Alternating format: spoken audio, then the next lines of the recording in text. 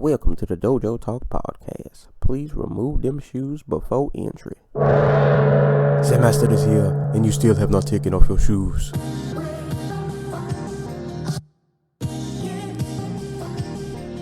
Yeah.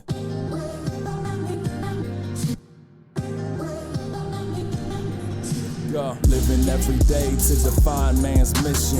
Looking to the sky for divine transmission. Deaf man's vision makes the blind man listen. Eyes on the prize, this is blind ambition. Thank you. Welcome to another edition of the Dojo Talk Podcast. I am your host, Serial Sensei. We are on episode number 149. As always, you can listen to this podcast on SoundCloud, YouTube, Apple Podcasts, Google Play, Spotify. Did I say YouTube already? I don't remember if I said YouTube. You can listen to it on YouTube. Also, give us a look on social media at the Dojo Talk Podcast Facebook page, as well as the Instagram page. Send questions to dojotalkpodcast@yahoo.com.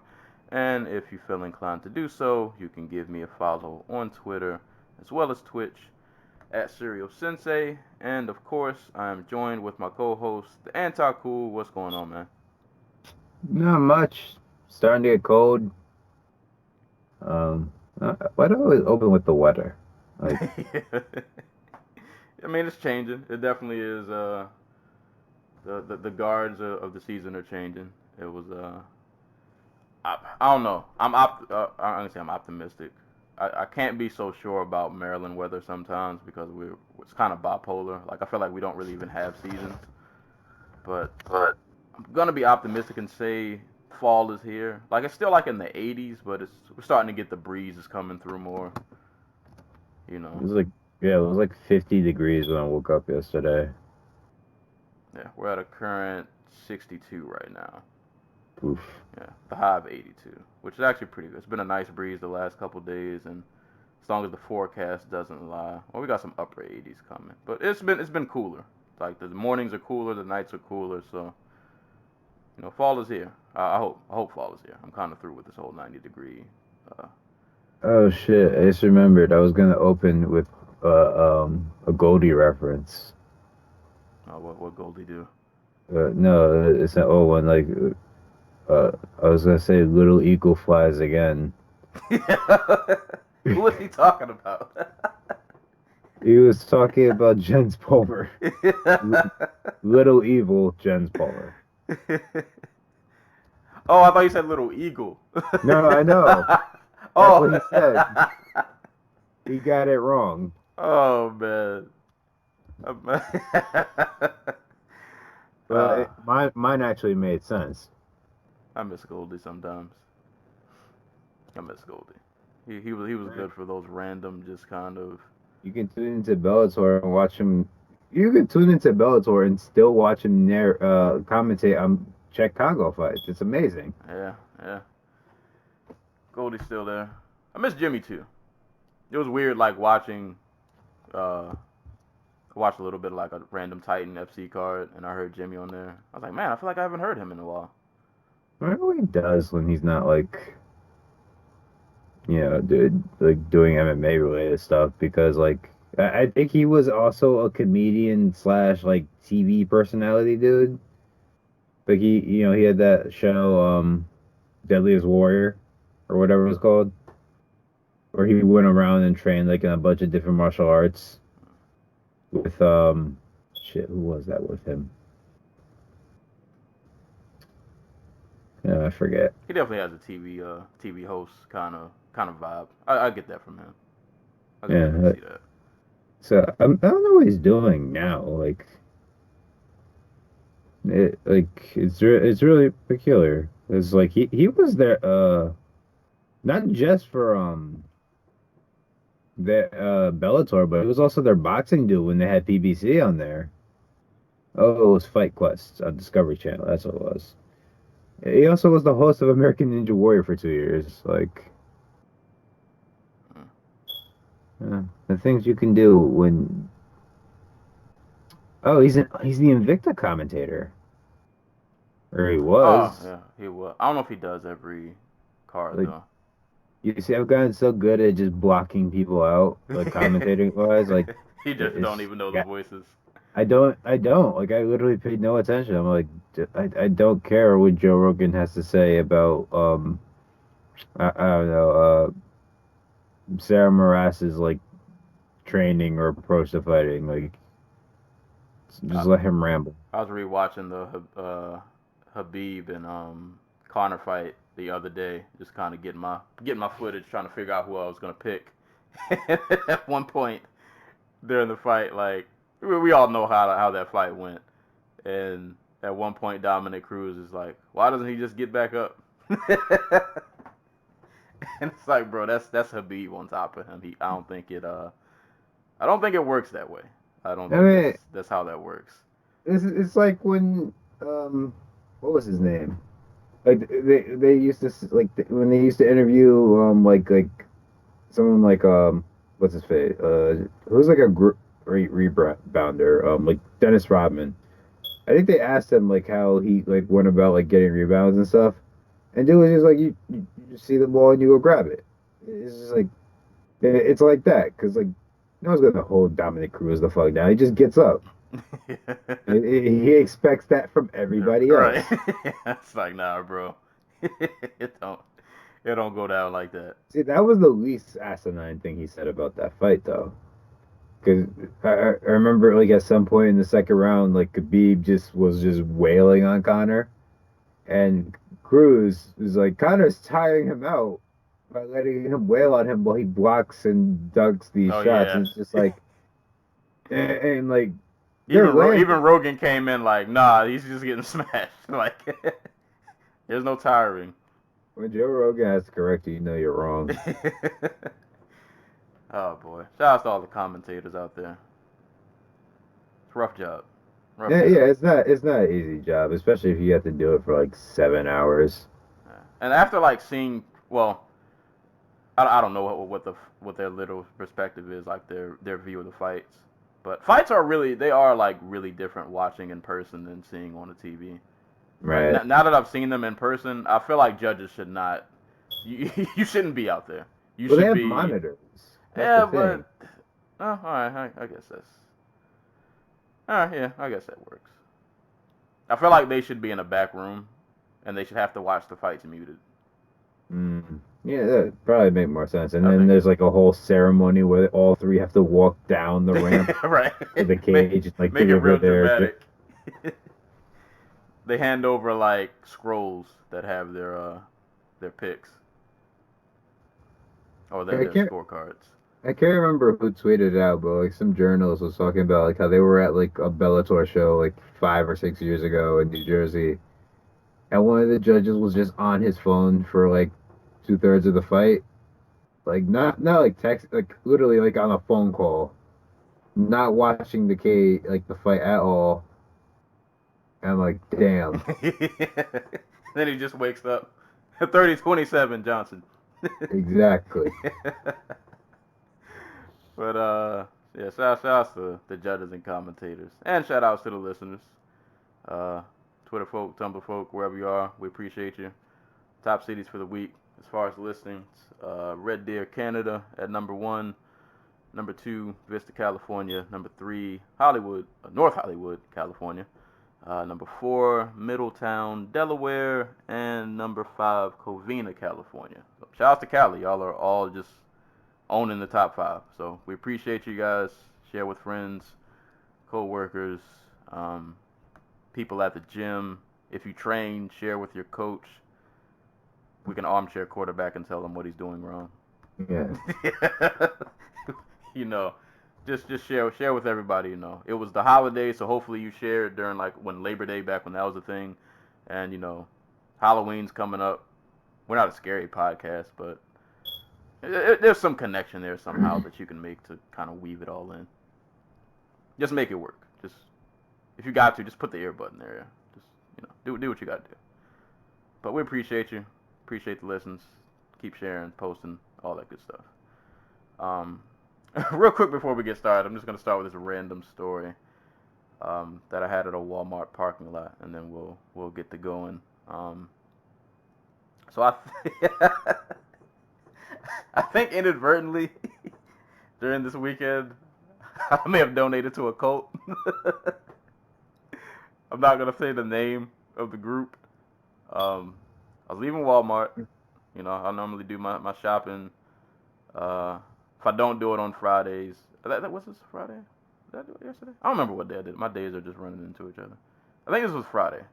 'Cause I'm pretty sure I went right after work. But you know, I go up to Walmart to do my shopping. Normal. Blah, blah, same old. Leaving the parking lot, going to my car. Of course, I'm parked all the way in the back because there's no parking. So I'm walking to my car, and I see like these little kids. I say little kids, but they were probably like teenagers. We're gonna say maybe like, yeah, probably teenagers, probably like 13, 14 years old.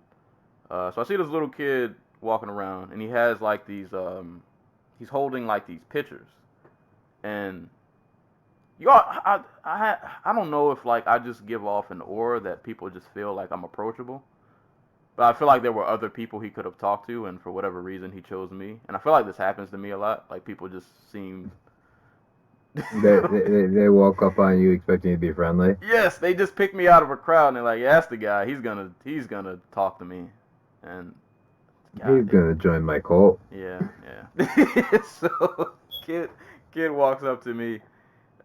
He's like, hey, I'm from the insert blank group. We're trying to do this fundraiser to fund sponsorships and trips, blah, blah, blah. And he said we're selling these 2D drawings or like printings or whatever. Or 2D or 3D, I can't remember. But like I looked at the pictures, and the pictures were actually really dope. Like he had like a stack of probably about 10 pictures where like you move the picture like to the right and like it switches to something else. It was actually really cool. And then he's like, pictures are $25. I'm like, oh, I ain't got 25 in cash, and even if I did, I'm not paying 25 for that. And he was like, oh, you can pay with your card. I guess they had the the little square machine, whatever. I'm like, I'm definitely not giving you my card info. Definitely not giving you my card. But he seemed like a nice kid. So I had like $4 in my wallet. I don't really carry cash that much anyway. I had like $4, and I had just gotten paid. So I'm not gonna, I'm not hurting over $4. So I was like, all right, whatever. I'll make a little donation. So whatever. He seemed like a nice kid. So I walk off. I go back to my car. I'm loading up my groceries. And then there's another kid, probably a little older than him, maybe about like a year or so. He hits me with the same hustle. I don't think he saw our interaction because he was all the way off somewhere. So he walks up and gives me the same pitch. But like, he had like a stoner vibe. Like, he seemed very... It seemed like something was off. His whole approach was like, I don't know, something was off. But I was like, yeah, man, I already donated to your friend, whatever. And then he went and walked off. And when I got back in my car, I was like, let me Google this little group. So I Googled them, and they popped up, and I was like, all right, well, at least they're a legit group. That's something. And then I found a Reddit thread.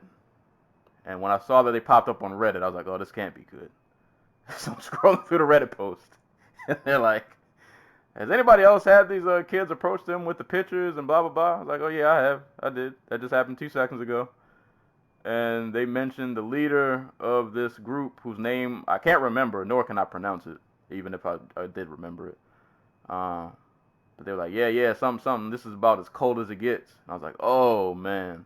Did I just give my $4 to some brainwashed children who are like, Congratulations, Sensei. You just bought their Kool-Aid. I don't know what I just paid for. I don't know what I just donated to. But yeah. Don't trust kids in parking lot selling pictures. It's probably not a good idea. Hopefully they were just like kids trying to make some quick cash and we're not actually with a group. Hopefully. But the thing that bothered me when I found the Reddit post was like the way that whoever made the post described it. It was literally the exact same thing that happened to me. Like, same pitch, same sentence, same hustle with the pictures. And I was like, oh, they got me. So that's the go-to. That's the go-to. Like, freaking, we're trying to do missions in, I don't know, like some Southern Hemisphere country. Right. Can you So, please donate money to our cause? Meanwhile, they're spending the money on rat poison and Kool-Aid see, I think what and got me robes. was at the picture. He said ropes, ropes or robes. Robes, Yeah. robes, bathrobes. Oh boy. See, what got me was like the pictures were legit. Like, had it been some like crappy, like hand drawn, I'm like, I gotta get out of here. But like the pictures were legit, so I was like, oh, it looks like somebody actually put some time and effort into this. But yeah, I they feel like got. there's better places to like like for that type of thing. Like people go to Walmart to get art. Like Yeah, it didn't occur to me until like I guess in the moment I kind of gave him the $4 because I just kind of wanted him to leave me alone, and I kind of just wanted to be on my way. And then I really sat and thought about it. I was like, why are you guys doing this in a parking lot, in a Walmart, and it's raining? Like, it's not a pleasant day outside. Like, you guys could have easily had like and you didn't have like a booth or anything set up. Like, that'd be different if you had like a booth or, you guys are just kind of randomly scattered around a parking lot. I didn't realize the optics of it until I had already got. So yeah. beware of unsuspecting teenagers in parking lots hustling you pictures. Don't be like me. I might have paid for some red Kool-Aid somewhere. Also, if somebody wants you to join their Bible study thing and they're just walking around the mall, they're probably a human trafficker. Oh yeah, I've been hearing some stories about that. I've been Yeah, hearing some. no. Yeah. I think I told the story like a week or two ago. Like they approached me and my sister in the mall, and they were like trying to talk to my sister. I was like, no, we don't believe in God. Go away. Boy, oh boy. Well, that was a Yeah, mini the rant. the world's full of scary people. Yeah, Scary people. it's a wild place out there. Stay protected. Don't pay for red Kool-Aid. Don't be like Don't me. talk to people in Walmart parking lots. That's the real message of Yeah, this yeah, story. yeah. That's Because either they're just going to want to sell you something, they're going to want to steal your car, or they're going to if want to fight. yeah, if they're not asking to borrow your cart that you're done with, yeah, it's probably not gonna be a good conversation. You should probably leave it alone. But those are random ramblings. So as far as today's episode, as always, we'll start with news and notes for the week. And then as far as fights, we'll cover Bellator 226, which was headlined by Czech Kongo and Ryan Bader. And then we'll go on to UFC 242, Poirier versus Nurmagomedov. But let's go ahead and start with the fight announcements for the week. Oh, let me pull up my notes.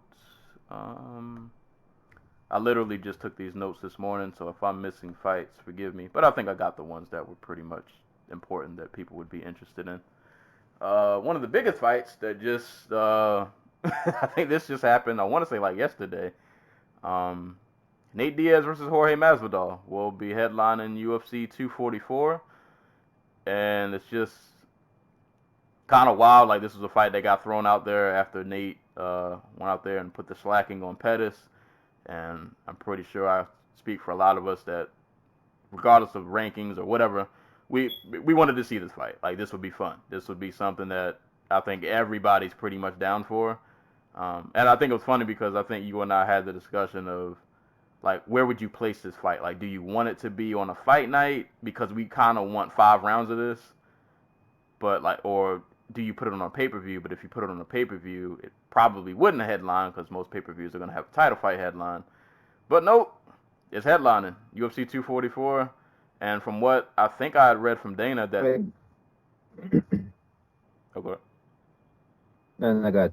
I was going to say, I think I read from Dana that like, this is going to headline and there's not going to be a title fight underneath because he didn't want to... he wanted this fight to headline and he doesn't want a title fight to be underneath this. So, and then this is the Madison Square Garden card, right? Yep. So this might be... I'm not mad at it. Like, yeah, there's no title fights, but if nothing else, maybe this card will just be a fight of a night of just like I didn't say fan service, but like, cause I can't remember what the rest of this card even looks like, or if they've built up the rest of this card. I can tell you that right now because I just had it open. Because Derek Lewis, Bogoy Ivanov, Johnny Walker, Corey Anderson, Kalen Chikagan, Jennifer Maya, and Kelvin Gastelum, Darren Till. It's up.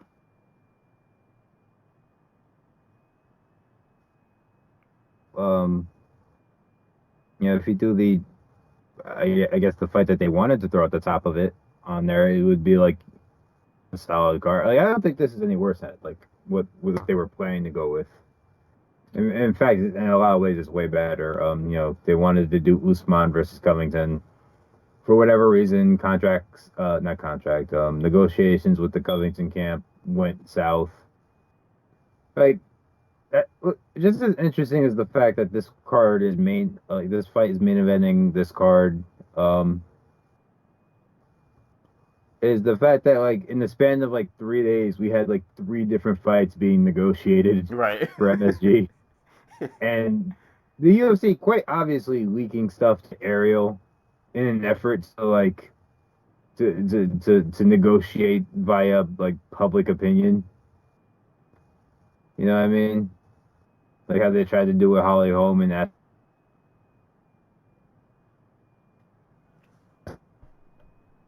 signed the contract. But yeah, no. So they were having trouble. They were having trouble putting together Jorge Masvidal and Nate Diaz. I mean, they didn't want to pay either guy a whole lot of money. And I guess I guess they were having the same issue with Usman Covington. So they were going to do the Masvidal Usman fight. Covington do a bitch fit on Twitter and called out Jorge Masvidal. Yeah.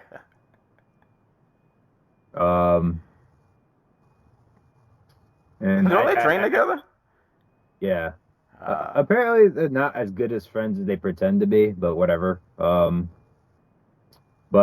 then Usman, like they had trouble getting Usman booked for like they were good. Like according to Ariel, they were like really close to just stripping him for the title.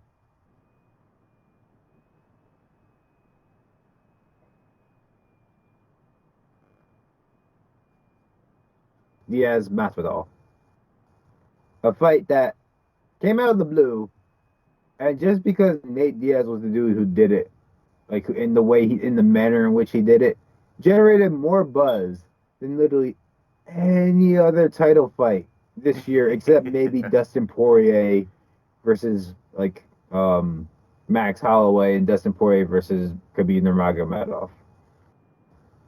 Hey man. I'm like, listen, if they want to throw Conor McGregor and Nate Diaz in the main event of cards because they're like the big draws, like I'm cool with that. Just make sure the undercard's good and I'll be fine. Yeah. And like, don't pull this UFC 242 crap on me. And I guess for this, like sometimes we kind of look at the UFC kind of sideways because they'll put some fights together that's like, oh, this is obviously just like it always seems like there's some kind of like hidden agenda. And I kind of actually don't get that feeling with this. I think they were like, listen, man, all this negotiation, like, it's not working. I did think it was kind of wild, though, that, like, Usman just found his way out of the main event altogether. But, like, I think overall this is a fight that a lot of us wanted to see. And it just kind of is what it is. Like, I don't know why you wouldn't want to see this fight. Right. Like, both the dudes want the fight. Like I'd love to see Jorge Masvidal get a UFC title shot just because, what a story. The dude who froze up in Strike Force when he fought Gilbert Melendez, moves up a weight class, and is fighting like this, moves up a weight class, has all the success, and then, makes a big-ass name for himself and fights for the title. But at the same time, I'm like, just put on good fights. Like, and there's a good fight. It's a great fight. And, like, let's be real, Masvidal Diaz is a way better, more interesting fight than what Masvidal Usman probably would have been. So my question is, because Masvidal has a lot of steam coming into this fight, if Diaz wins, is he going to leapfrog Covington?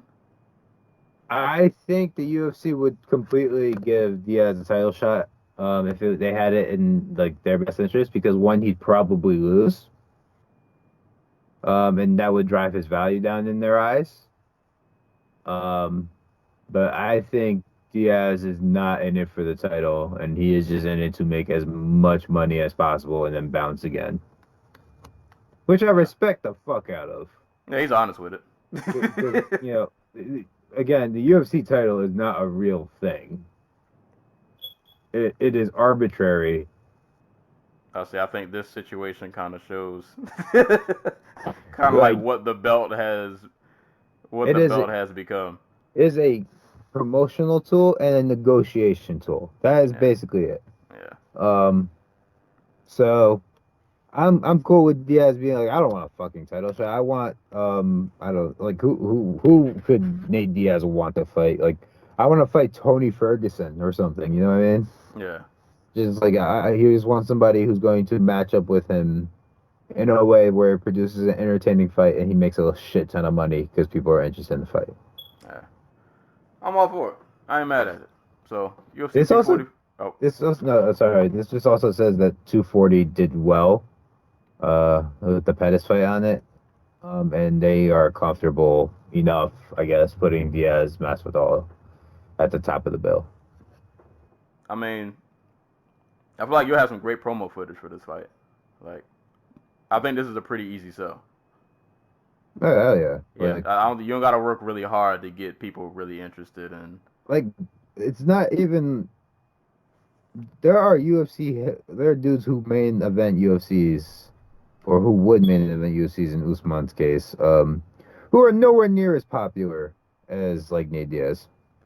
It's just a fact. And that sucks if you're a Usman fan, but that's just how it is. Like, you'll always get popular for being the best in your division.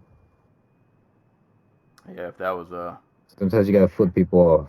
Yeah, I was gonna say if popularity was based on like just octagon success, sport would be a lot different.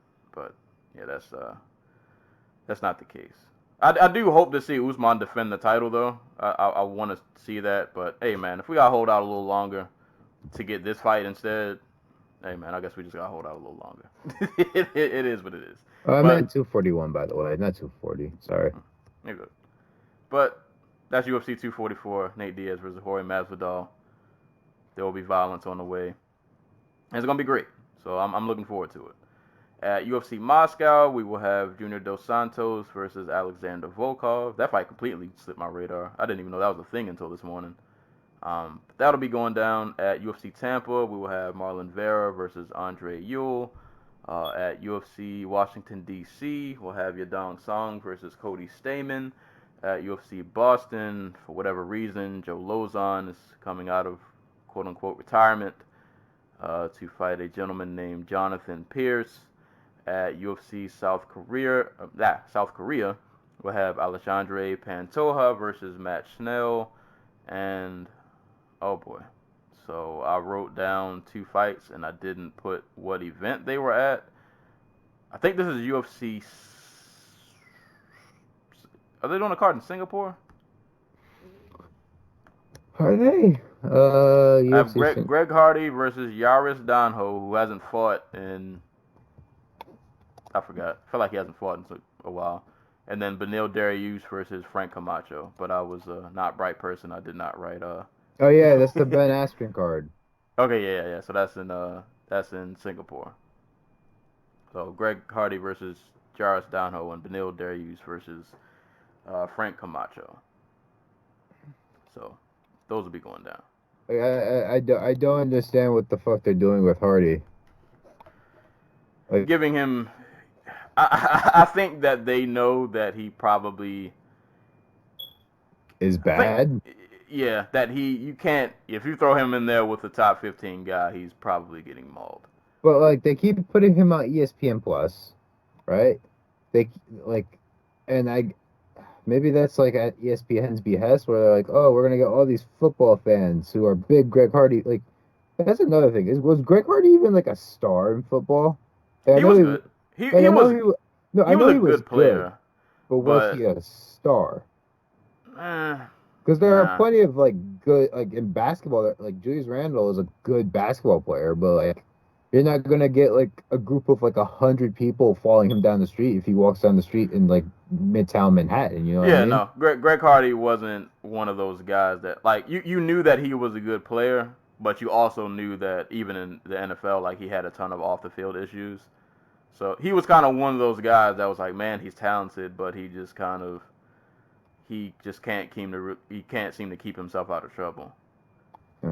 So yeah, I don't know if So he was a name, but I don't know. Star is kind of like he trends on Twitter when he fights, but it's always just people saying "fuck Greg Hardy."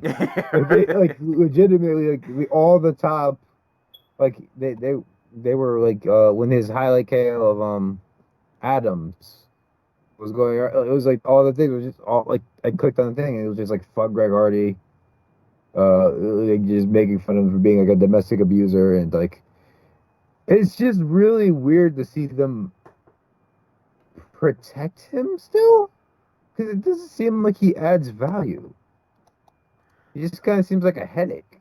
I feel like they signed him on a whim, and then like they didn't have like a real like plan. And then I think that first fight, that very first fight he had, what was the gentleman's name? Alan Crowder, was that it? Yeah. Yeah. I think the way that like that fight played out probably really threw a wrench into what they wanted to do because of how that fight went. And now they got him, and they're kind of like, well, we signed him, so we got to do something with him. But they're just kind of like, I don't know, there's not like a clear vision as to what.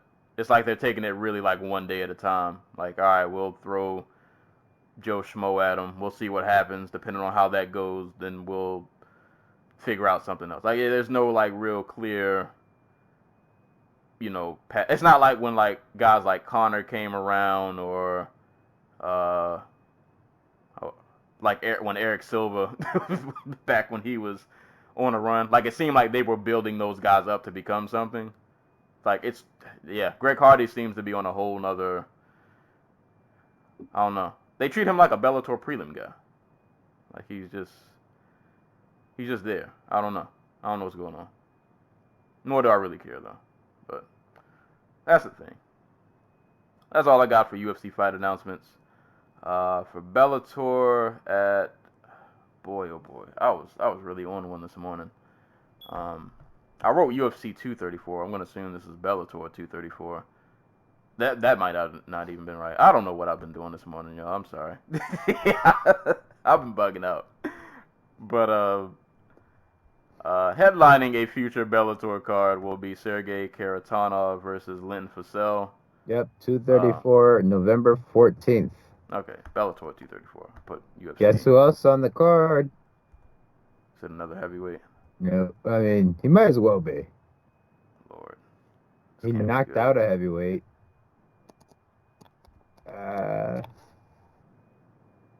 It's ESPN cover star, Roger Huerta.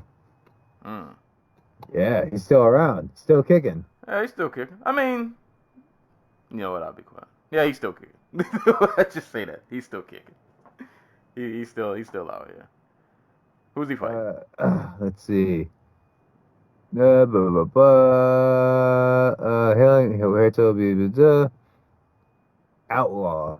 I don't know who that is. All right, yeah, we'll skip. Keep it moving. I mean, I probably know who it is, but like, I don't know them by their nickname. And then Paige Van Zandt's husband, Austin Vanderford, is also on the card. There you go. He got a quick turnaround. So he just fought not too long ago. But that's all I got for Bellator in terms of fight announcement. In terms of news, I'm pretty sure you guys know by now, if you watched the Bellator card last night, then you saw it, that they officially signed Cris Cyborg. So excited for that. Glad she found a home. And we said that on this podcast when the whole UFC debacle happened, that she was going to find another home. Like, that's why I wasn't even really sad when she left the UFC, because I knew she was going to land somewhere. So, and she's in Bellator, back with Scott Coker. got some fighting options, I guess you could say. You got Julia Budd. If they wanna, I'm still pushing for this Urena Bars fight. So people can remember that like Bellator kickboxing was a thing that happened. Well, we'll get it in some like random fucking like stadium in like Tel Aviv. Is that gonna be that's gonna be the main event in Thackerville? At least Thackerville would make sense because like it's America. Like they're gonna go all the way to Tel Aviv for like Urena Bars versus Cris Cyborg, and then like 5 local Israeli fighters who are taking on like I don't know, world champion like wushu fighters from like India or whatever. Right. But no, I'm glad she's in Bellator. So they gave her a little entrance yesterday. So we'll see what they match her up with. If she gets a title shot out the gate, or if she gets like a showcase fight where she gets to just maul somebody before she has to fight Julia Budd. But we'll see. But glad she's over in Bellator. That's cool. And for PFL, I don't have like actual fights in specific, but they have 3 cards going down in October. So PFL 7 will be on. Did I not write all these down? PFL 7 will be going down. I think this is on October 11th. Mm-hmm. That will be men's welterweight and women's. I feel like I wrote this down wrong. I don't know. PFL 7, men's welterweight, women's lightweight. And then for PFL 8, they will... Oh, you know what? I accidentally deleted one of these. Because I remember which one I deleted. It's funny that I deleted it because it was the light heavyweights and heavyweights. So, PFL 7 is October 11th. Welterweight, women's lightweight. PFL 8 is October 17th with featherweights and lightweights. And then there was one on like... Is it like the 28th or something? It's on Halloween. Yeah. That is very fitting. And that one is the light heavyweights and heavyweights. Yeah. Yes, that's fitted that one is on Halloween because. So interesting note. That first one, October 11th, that's a Friday. Oh. Yeah. Oh. PFL. PFL. Look at y'all. Y'all coming back to the weekend? Like, really? Right. Hold up. Y'all stepping out from the Thursday night shakedown? Like The last 2 are on Thursdays, conveniently enough. But maybe Mandalay Bay is booked for October 10th. That's another thing I noticed. And maybe they did this last year. I guess they have been doing it. I just haven't noticed. Where they'll run the same arena 3 weeks in a row, or not for like a month, and then they'll leave. Because I missed like for the shows they did this summer, I missed them because they were on Thursdays, but they were in Atlantic City at the Ocean Casino Resort, like every 2 weeks. Look at PFL. Look at planning, doing things. You know what it is? I can't remember his Twitter name. I gotta give him credit for the joke. The thing they put on Friday, they're bringing out the Slam Jams. Yeah. That's the Slam Jams card. Because welterweight is like one of their best divisions, and they want Kayla Harrison to be the trying to be the star, so you got to get her out there on the Friday night. I see what y'all are doing, PFL. I respect it. I see what y'all are doing. But so yeah, that's all I got for news and notes for the week. So did I miss anything? Got any other news before we move on? Let's see. I feel like there's something that happened. I was like, whoa, I can't believe that happened.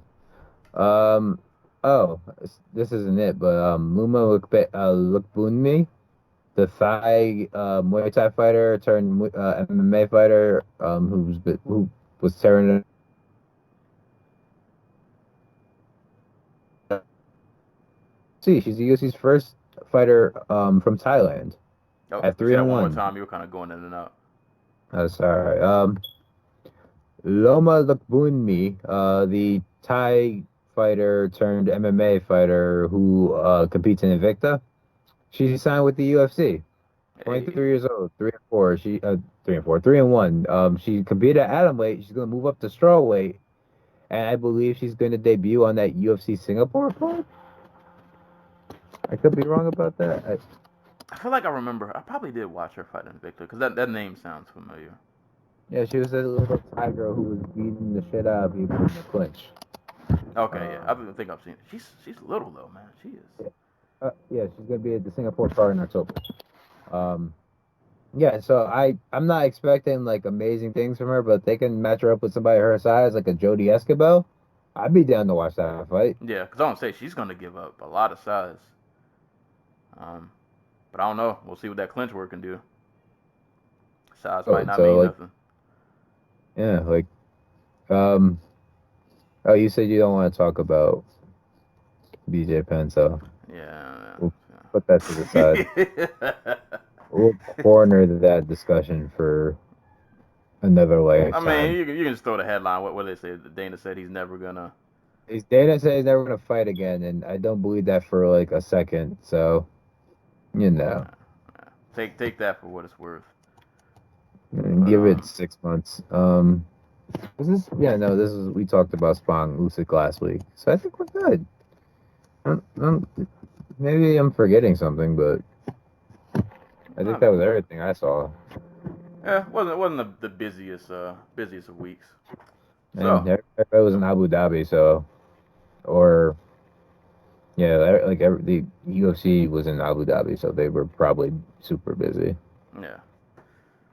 So we'll go ahead and get on to some fights. So since we're covering 2 cards today, we probably won't focus a lot on prelims. We'll give them mentions because, especially on the UFC, there were some prelims that kind of have to be mentioned. We had some very vicious soul departures. But we won't spend as much time on prelims because we got to cover 2 main cards. So don't want to keep you guys here hostage for like 3 hours. So we'll start off with Bellator 226.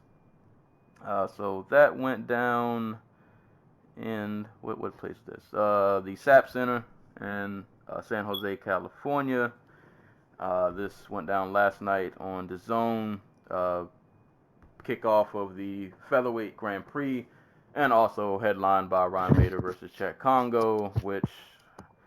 All right, man. Let's the true main event of the week. How dare you?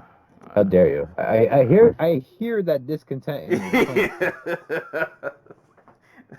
I'm ready to get this fight out the way.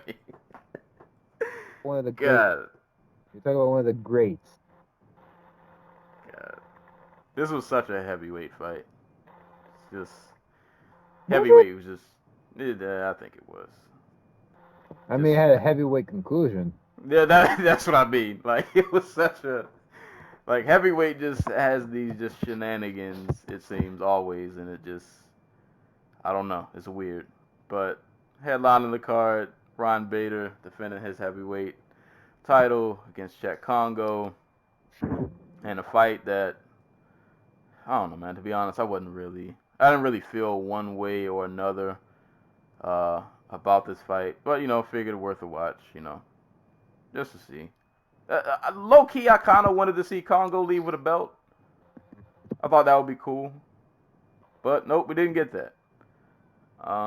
This fight, not a lot happened. Bader threw some... I guess the left hand, that's his... That's like his kill shot now. That's his thing. The jab hook. Yeah. That's what he does. It's the Giant Slayer. It works.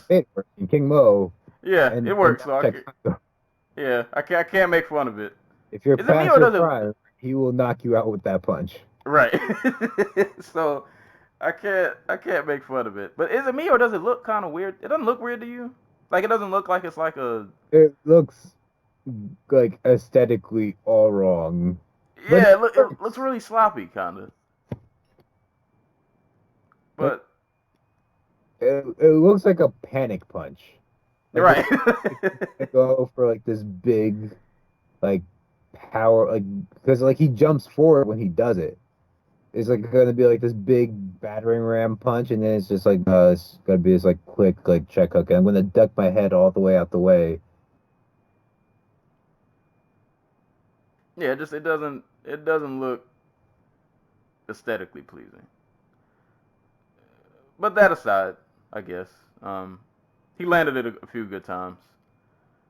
Um, Caught him with the left, backed him up a little bit. He got a takedown like I pretty much figured he would, and this is where heavyweight shenanigans start. Um, so he gets the takedown. He's got Kongo up against the cage, trying to work ground and pound position and all that good stuff.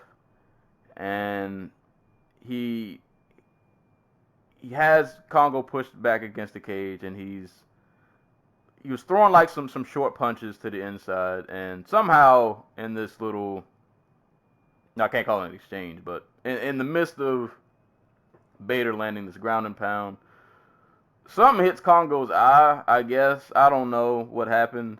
So they stop the fight. They look at his eye. He's in the corner squinting. I think it's like his left. I can't remember which eye, but one of the eyes looked like it was closed. Not like swollen, but like, got poked, couldn't see, whatever. That whole business. And then the fight just ends up getting stopped. And it's just very anticlimactic. Very in a card that was pretty good. Like, I was really looking forward to this card. I was really looking forward to this featherweight tournament. And it gave us some pretty good moments, and you just kind of don't want to see a card end with such a dud. Like, How it just dare you? just He didn't do it. defended his title. Sensei. Did he? I hooked her by a crook. Did he defend it though? I mean, was Kongo not on the ground? He was. Was he not getting punched in the face? Yeah, I mean, and to be honest, had the fight kept going, I don't think the outcome would have been like I kind of expected that to happen. Like, he was gonna take him down and ride him out, and either eventually get a finish or it would just be a 5 rounds of that. I wasn't expecting much else.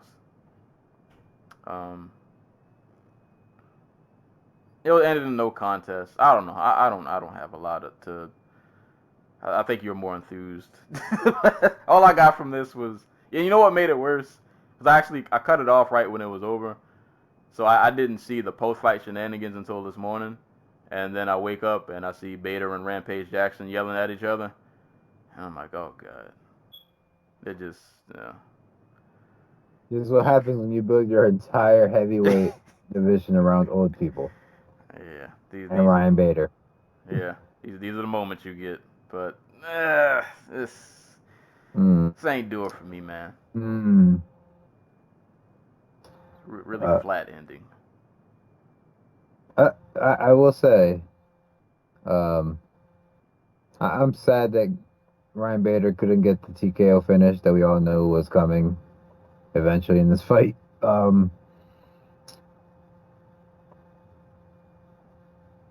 But yeah, I'm trying to think, who the fuck is even next?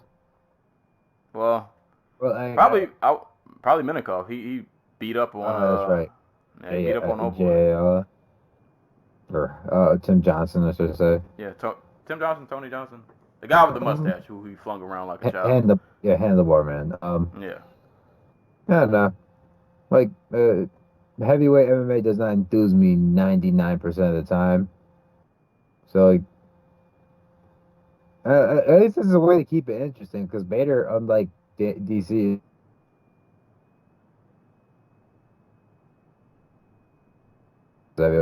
he was even projected to be heavyweight champion had he not gone down to light heavyweight champ. So it's different. The rest of this card was good. That's what I have to say. Yeah, that's how you describe that fight. The rest of the card was good, and this was just a thing that happened. I will say though, in Bader's defense, he continues his streak of like he's just barely been touched since he's been in Bellator, outside of like one fight. Like, he's just kind of been in there, just his damage rate has gone down significantly since he's been in Bellator. So, kudos, I guess. And it's not his fault. You know, he was handling business, doing what he was supposed to do. And Ryan Bader's out here collecting checks, cutting really awkward promos, and just trying to live his best life. I ain't mad at it. You know, it is. These moments happen. You just don't like it to be like the main event. Like, you know.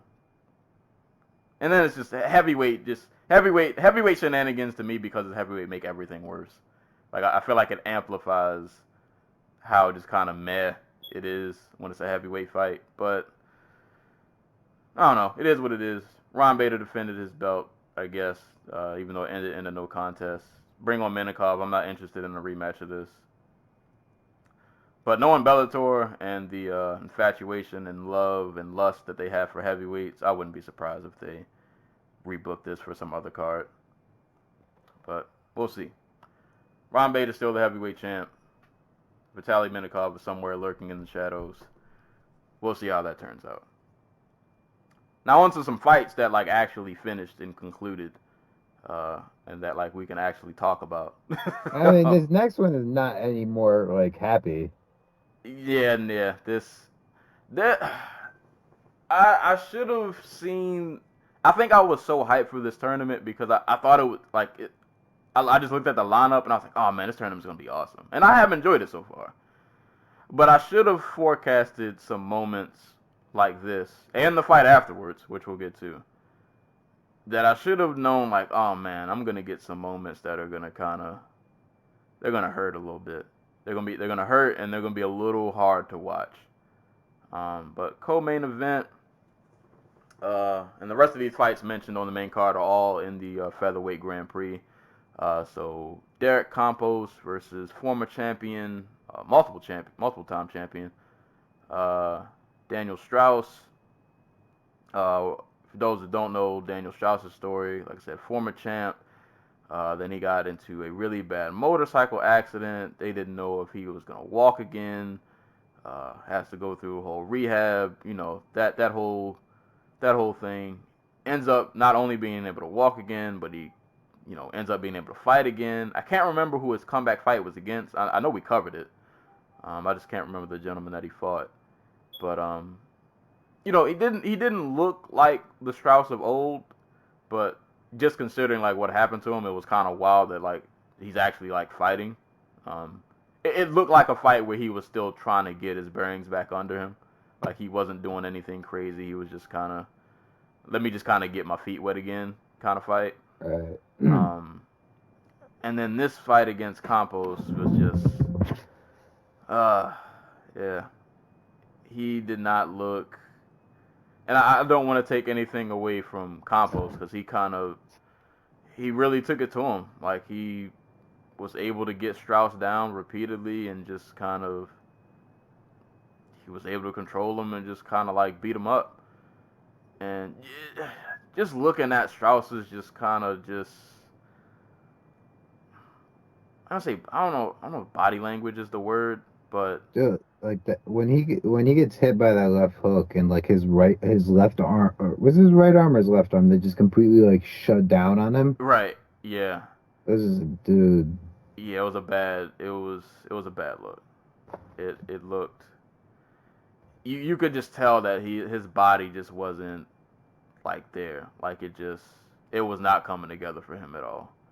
Like he was getting taken down pretty easily with little to not much effort.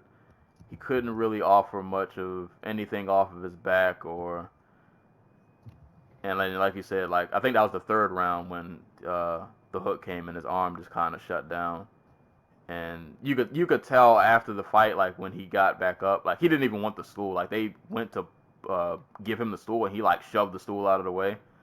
Like he looked really just dejected and just kind of like he was very aware of probably how the optics of that fight looked.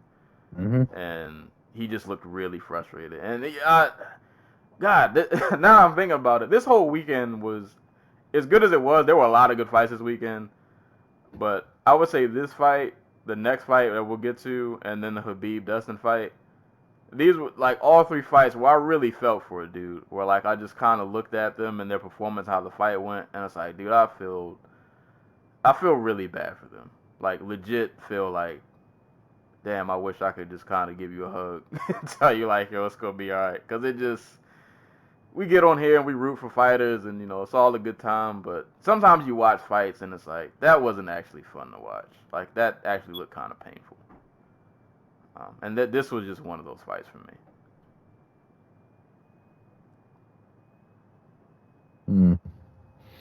And I don't have, like, there's not much to add. Like, this fight was Campos getting on top and like fighting for arm triangles while intermittently throwing like ground and pound that wasn't completely devastating, but was pretty hard. And like Strauss looking just completely like not spent, but like cooked. Like he could get nothing going. Like even when he was on the feet, it felt like he wasn't doing anything. And then apparently the motorcycle accident that kept him out for so long. Apparently his neck injury got re-triggered and Yeah. Every so often we get a fight that just reminds us like, yeah, this sport is kind of it's brutal, man. It is brutal. Time catches everybody, man. Yeah. But he wasn't the only former featherweight champion to not make it out of the first round of the 16-man tournament. Yeah. Yikes. But congrats to Derek Campos. I don't want to undermine what he went out and handled business, man. Like he really went out there and just kind of took it to Strauss. He won via unanimous decision. I'm sorry our moods aren't lifted for this performance. It was really hard to watch. Well, we both like Daniel Strauss. Like his story of him becoming champ was great. His fights with Pat Curran and Patricio Pitbull are some of the best multi-fight series in MMA. Not to mention Bellator history. Like it sucks. It sucks because like we see the end. Yeah, the Strauss and the Curran fight to me felt like, I don't say like the torch was getting passed, but it just kind of felt like, oh man, I think like the transition is happening. Cause like Curran probably before Strauss, but like Curran and Strauss for the longest times were like, at one point like they were those dudes, like, and now it just seems almost like, oh man, they're not that guy anymore. Like those glory days are kind of, you hate to see it. But I guess we can just move on to the Borks. Moving on to another fight. They kind of just, this one not so much. I don't think I felt as bad as this one for Strauss, but it was still kind of like a gut check. Adam Borks versus Pat Curran. I felt like the fight started off kind of slow, like, and with Curran, you kind of lately never know really what you're gonna get. He wasn't really in this fight and in some of his most previous fights. Like he's not the most active. He does a lot of just kind of, I don't say fighting to not get hit, but like I don't know, like it just seems like he's really like hesitant to like kind of pull the trigger. That's the story of Curran's whole career. But it seems to be in like hyperdrive mode now. This was a very good fight up until like the finish.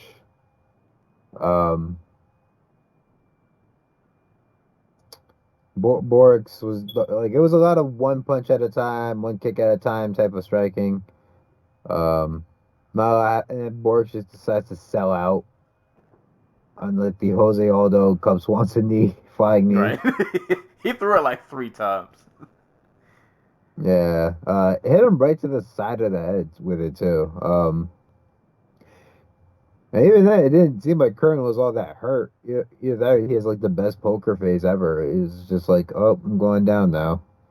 Yeah. But But no, I like Borix though, man. Like he's pretty rangy. Did work the leg kicks. It felt like he could have done a bit more because it's not like Curran was really offering much of anything. Yeah, he wasn't offering much of anything because like it almost felt like he could have put the pedal faster a bit sooner. But I mean, he would, like we said, he went for that flying knee like 3 times. Like he was really trying to do that. But I like Borix though. Like he eventually did, got the fight to where it needed to go. He wanted that flying knee and he got it. Like I said, caught Curran on the side, got him down. It almost seemed, was it me? It almost seemed like the finish, where he's on top of Curran, he's raining down punches. He did the double, like when your little brother fights. Like, he does the double fist pummel. Like, yeah. I saw that. Like, that was weird. It always reminds me of like a little kid fighting when somebody does that. Like, dude, you're a pro fighter. Don't do that. Don't do the little kid pummel. But it almost seemed like the finish was out of not even like damage. It was just like Curran just wasn't, like he just had nothing, and the ref was like, all right, like.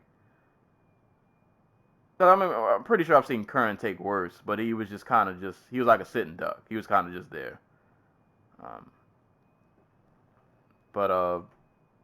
Yeah, this was just another one of those fights where the whole fight I was like, man, I can't believe this is the Curran who fought like the Pitbull fights. That first Pitbull fight with Curran is like one of the best fights ever that nobody talks about. And Borix just kind of went in there and just kind of handled him. I didn't say manhandled him, but yeah, I think we all kind of knew where the fight was going. Right, After a certain point. And like this is a problem that like Curran has always had. Like he has a lack of urgency, lack of output. And we've seen this as far back as his fight with Eddie Alvarez, where like he completely shut down, and Alvarez just went in there and like kind of just outpointed him to decision. But like, it's becoming harder and harder for him to pull the trigger, and it's kind of scary because like what if you're not offering any offensive return? Like, what are you even doing in there? Right. He hasn't won a fight in like 2 years, but he also had to take 2 years off because of injury, which is another thing. Dude's been riddled with injuries throughout like the most recent parts of his career.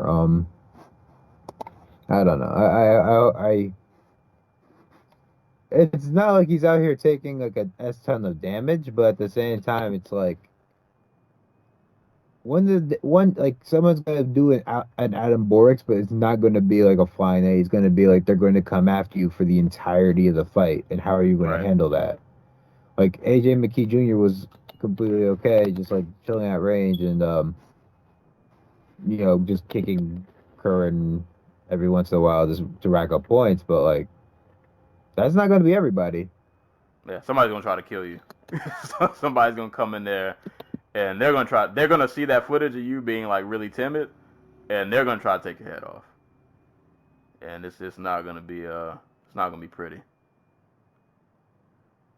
I don't know. But if there's one positive that I got from that fight, I was really interested to see how like a lot of the younger dudes were going to do in this tournament. And I think as much as it sucks to see guys like Curran and Strauss kind of take these kind of losses, on the other side, it's good to see that like there's Campos has kind of been around for a little bit. But Campos is different, but your Borix, your Carvalho's, Emmanuel Sanchez just seems to be coming into his own. Right. On the other side of the bracket, you got AJ McKee Jr., Pitbull, still Pitbull for the most part, which is scary. Because that's a dude who, if you had given me a list of like Curran and Strauss and Pitbull and be like, who will fade first? I would have been like, probably the small dude who relies on athleticism a lot. But no, he's still here. Yep, still here, still knocking dudes out. Juan Archuleta. Yeah, they got like a little. They got a solid ass division behind them. So Yeah. And you're seeing like some newer faces because the top of Bellator featherweight for a while was just patty cake between Kerr and Pitbull and Strauss. Well, Pitbull he's still in the game, but like we're seeing some newer, fresher faces, and I think that's a good thing. right. That's a good thing. So props to Borks, man. I'm looking forward to seeing what else he can do in this tournament. So he got Curran out of there via TKO. And round 2 with a flying knee mixed up with some elbows and little brother punches. But props to him. Got the job done.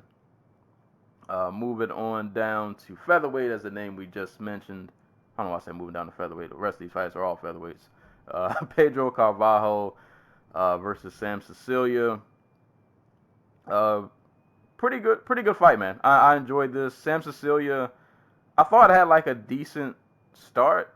There was at one point, I can't remember what happened or what Carvalho did, but he ended up on the ground for it. Can't remember if he tried to drop for a guillotine and just didn't get it. It was something Carvalho did that ended up putting him on the ground. And Cecilia was able to control him like for a decent amount of time, but wasn't able to, I guess, do enough with it. And once they kind of reset, I don't know, I feel like from that point on, like Carvalho kind of, I don't say had the fight in control, but it kind of seemed like he was, I guess kind of say he had it in control. Like seems like he's pretty well rounded. I don't really remember. Like Carvalho is a name I remember, but his fights for whatever reason don't really stick out to me. But I know I've seen him fight before. I just don't remember him. But he seems like pretty well rounded. Like he's pretty solid on the feet. And obviously getting the net crank, ground game ain't too shabby. So, wild to still see Sam Cecilia out here too. Another guy who was like randomly in the UFC for a while and then kind of found his home over here. Everybody loves an action fighter, bro. Yeah. And I mean, and it was a fun scrap. Just Carvalho was just kind of able to get the better of him. And boy, that neck crank, when you just kind of just jawbone pressure. Like, it just, that looks painful. That looks like something I don't ever really want to experience. But Carvalho, kind of like Borks, another guy, I don't think he's undefeated overall. I think he's undefeated in Bellator, though, I want to say. I could be wrong. I feel like he's like 3-0, 4-0 or something. But either who, like another newer face in Bellator, another young guy who you hope can turn into something. Because we need more people to break up the patty cake belt situation that was happening. So I think it's good for Bellator when a guy like Carvalho can come in and really get a win over a solid veteran, a guy like Cecilia, who's been in a lot of action fights. Pretty solid veteran, and Carvalho was able to come in and pretty much handle business. Pretty solid striking, pretty solid grappling, and obviously, with the neck crank, he seems pretty well rounded. So I'm looking forward to seeing what else he can do. Yeah, I remember his knockout of Campos. Like, but Carvalho for the longest time, I remember, like, I've seen his name, but like, he always fights on like the prelims. So yeah, it's or on cards like I just don't watch because this is like did nothing on them. But like he's been around for a couple of years. I want to say he was like, I've seen him. I want to say he was like one of those dudes who got in on like a tryout. I could be wrong about that.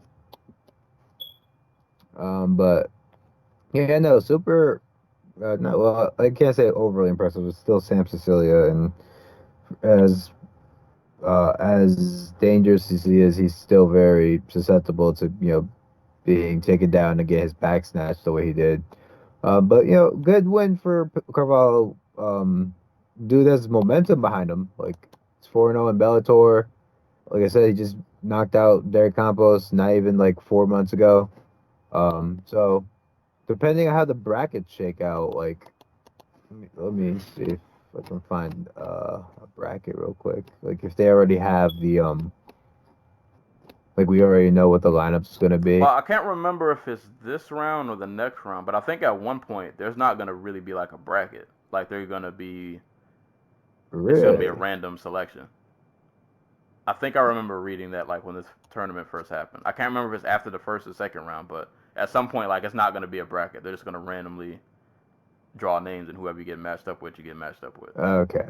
I I guess this is just like a random bracket somebody put together for Wikipedia then.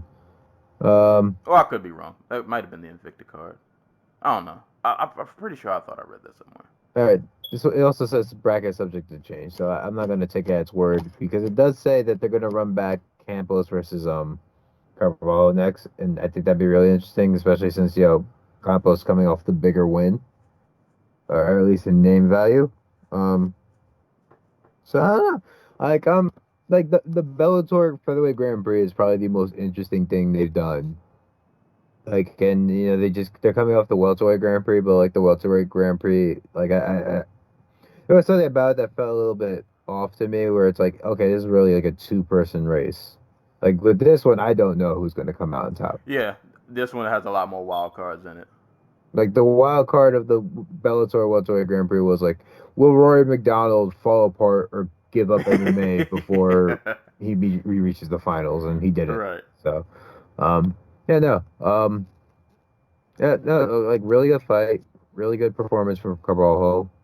Probably doesn't want to end up on the bottom of guys like Sam Cecilia in the future, because he did at the end of the first round, and Cecilia is a scary dude when he's throwing ground and pound.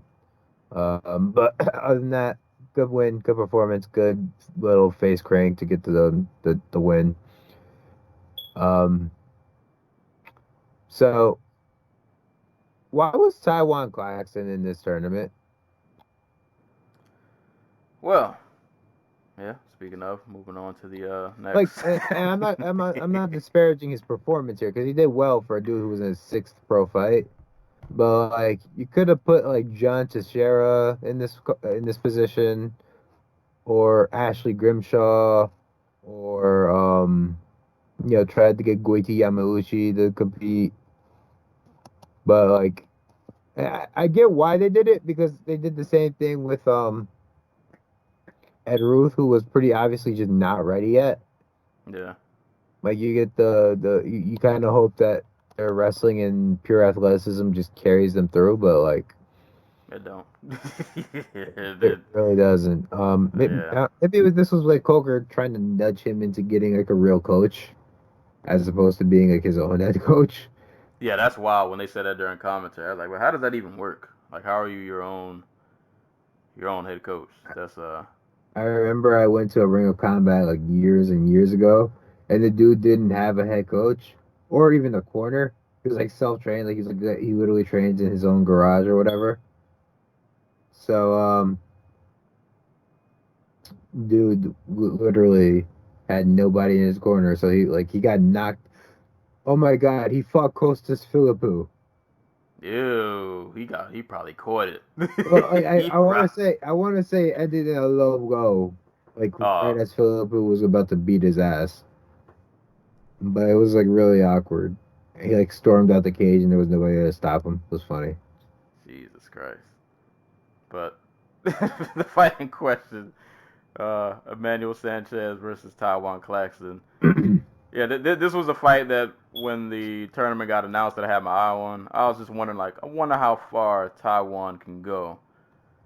And, well, we found that out, and it wasn't very far. Like, obviously, this tournament's full of killers, but, like, Emmanuel Sanchez is probably not the dude you want your blue chipper to fight in the first round if you want him to advance, so. Yeah. Because I think dude is basically since he lost to Daniel, even before that, like, he has been just good. Yeah, he's been on one. He's been on one. Like I don't know what has changed in his training or if he changed camps or whatever, but like he has been like on it, and he almost took the title off of Patricio. Yeah, he gave him a hard 5, especially those last couple. Like he was to go 5 rounds with Patricio is crazy enough. Like you didn't get knocked out, but to go 5 rounds and like make it competitive, you know, yeah, he's been on one, and I kind of realized even though like you said, Taiwan definitely had success in this fight. It wasn't like he got completely washed. He was able to get Sanchez down a few times. But I think the difference in between this fight and a lot of Taiwan's other fights is I think this was probably the first guy he's fought who can kind of I don't know if Sanchez maybe is as physically strong as Claxton, but like his skill set is just really well rounded and he can kind of match what Taiwan can do. Or like even if he can't physically, he has answers for what Taiwan throws at him. Like, all right, you're gonna take me down. I can throw up submissions from my back. I'm gonna hit you with elbows while I'm on the ground. Because the entire time that Taiwan had him down, he didn't really inflict a lot of damage. Like he was in defense mode a lot of the time because Sanchez was throwing up triangles and like he was constantly just being busy, um, on the ground and on the feet. Like when they stood up, like there was not a moment that Sanchez wasn't like walking him down or just getting in his face. Or kicking him in the gut. That Right. body kick. Oof. Yeah, like and Taiwan he's never had to fight somebody who brings those kind of issues. Like he's normally the one I can get in your face and take you down, beat you up, make the night miserable. But with Sanchez, it's like the second I get back up from this takedown, it's on. Like I'm right back in your face. I'm throwing shots, and I'm not giving you a whole lot of time to react. And all right, you get me down, so what? You're gonna have to work for every little ounce. Every little ounce that you get, you gotta work for. And Exactly. And like even when he was on the ground, it was just like there was no rest. mm, yeah, he was eating elbows, had to defend some submissions, and then that last takedown, the one in the second round, where he had to work really hard for that takedown, and then he finally got Sanchez down, and Sanchez was able to get his leg kind of around Taiwan's head, like right after the takedown. And then I think he was, yeah, he was. It took him a while to get it like in and adjusted, but he had that triangle up there. He was, He had the inverted triangle. yeah, he had an inverted triangle. He was holding Taiwan's arm hostage, and then he had to do a lot of adjustments to kind of get the triangle tight the way he wanted it. And eventually he got it. And like I said, that's all because this entire fight, no matter if they were on the feet or on the ground, like I don't think Taiwan's used to really having to work that hard. Like, but Sanchez isn't a guy who's just gonna let you sit in his guard and just beat him up. Like, Exactly. yeah, you got to work for this. And yeah, he Sanchez got that triangle in, and I think this is a good loss for Taiwan. Like I think sometimes you need that good kind of reality check that like not all of your fights are gonna go a certain way. Yeah. Yeah, definitely. Yeah. I think I go back to it a lot because it's always like the prime example to me. It's like Alex Hernandez learning he just can't bully everybody when Donald Cerrone beat his ass. It's like, oh, okay, I have to actually learn how to do the things I want to do, as opposed to just like bully myself to that position. Yeah, there are other bullies out there. They don't take kind to your Exactly. shenanigans. Yeah, they're not for it. So yeah, I got my question answered quick. I was wondering how far Taiwan could go, and unfortunately, it wasn't out of the first round. But hopefully, it'd be a humbling experience. Hopefully, he does get a head coach because, like, I ain't gonna say I could see because I feel like nobody should do this. Like in any sport, like you shouldn't be in any sport and not have some kind of head coach or overseer or something, because you're not gonna catch everything. Like there's no there's nothing you do in life, not even just including fighting, that you're gonna 100% do right, like kind of just on your own, or even if you do get it right somewhat, having an overseer or somebody who can kind of just look over your work is gonna help you get better. And I have no reason to think fighting is no different. Like, you need somebody to oversee these holes that you have in your game, somebody who can forecast something that you might miss, somebody who can tell you about a guy like Sanchez who ain't gonna be for what you're trying to throw at him. Exactly.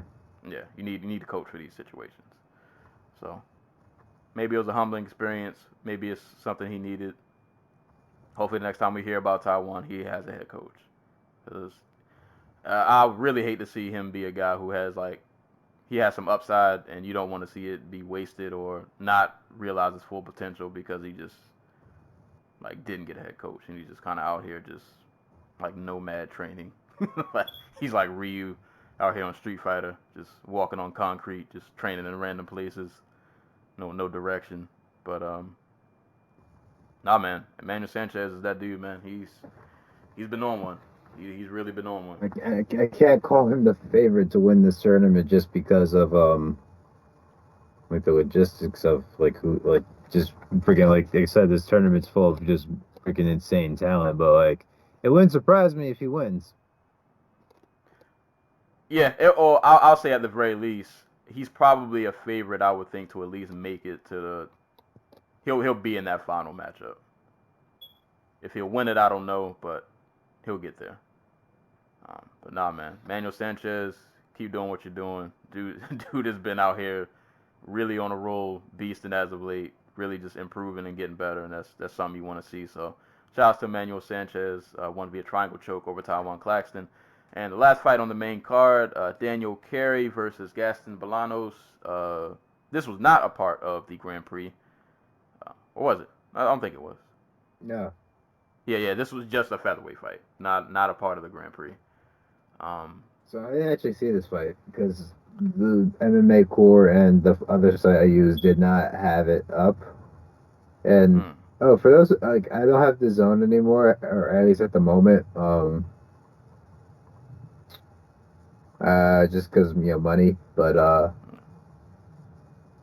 I was trying to stream it last night, and whoever was in charge of the stream just forgot to change the stream over from the Bellator prelim stream into the zone. So it was like 4 hours of just like staring at a screen that said Bellator prelims completed.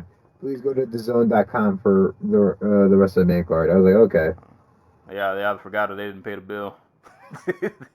They were waiting for a rerun. I don't know, but it was a pretty good fight. You know what's crazy? It was one of those fights where Bolanos looked good until he didn't. I think obviously from this fight you saw who was definitely better on the feet. I don't think that was really much a question. Not that like Bolanos was out here landing like really crazy shots, but he was picking his shots really well.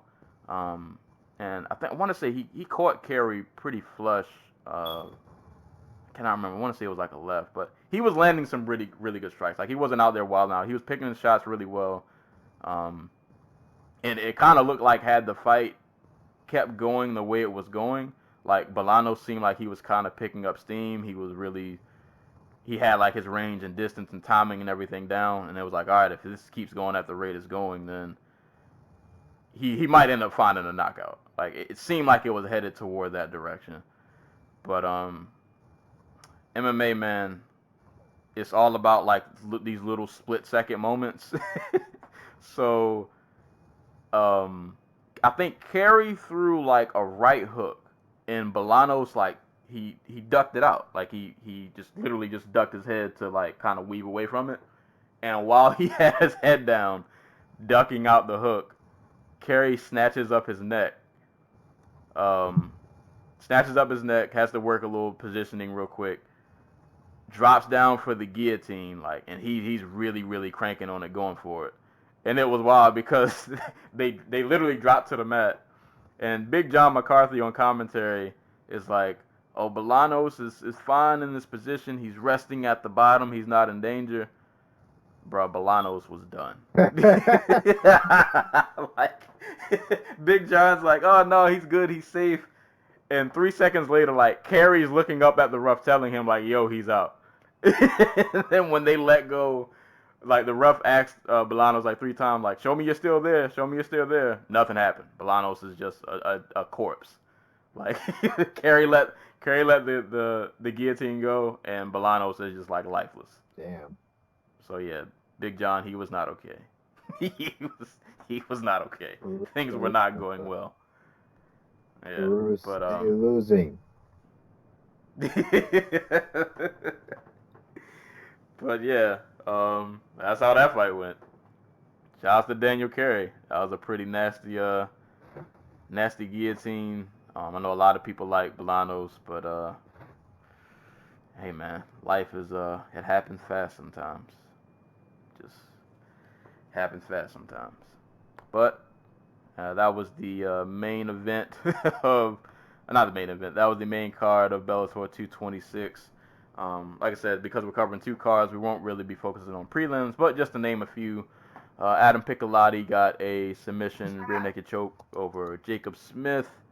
Jessica Borga defeated Amber Leibrock via armbar. Cass Bell had a really nasty guillotine over Isaiah Roca.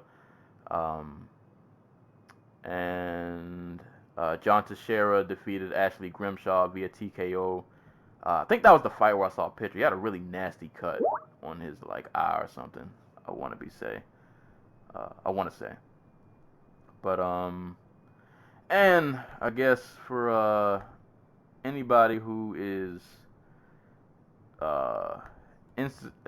interested,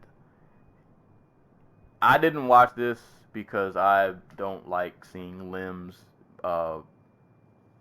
contort or bend in ways that they naturally shouldn't. I think this was the fight. Like I said, I didn't watch it. It was on the Bellator post limbs, which, why are there post limbs? Stop. Why are there post limbs? But on the Bellator post limbs, I think it was the Tyson Miller versus Albert Gonzalez fight. And this clip has been floating around on Twitter, so I'm pretty sure you can find it. But apparently there was a nasty leg break that somebody described that it was very Anderson Silva-esque.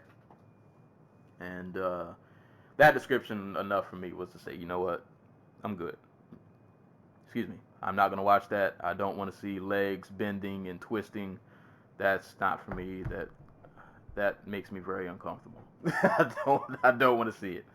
But if that's your kind of thing, if you want to stomach that, go watch that on the post limbs. I heard that was a thing that happened, so go check that out.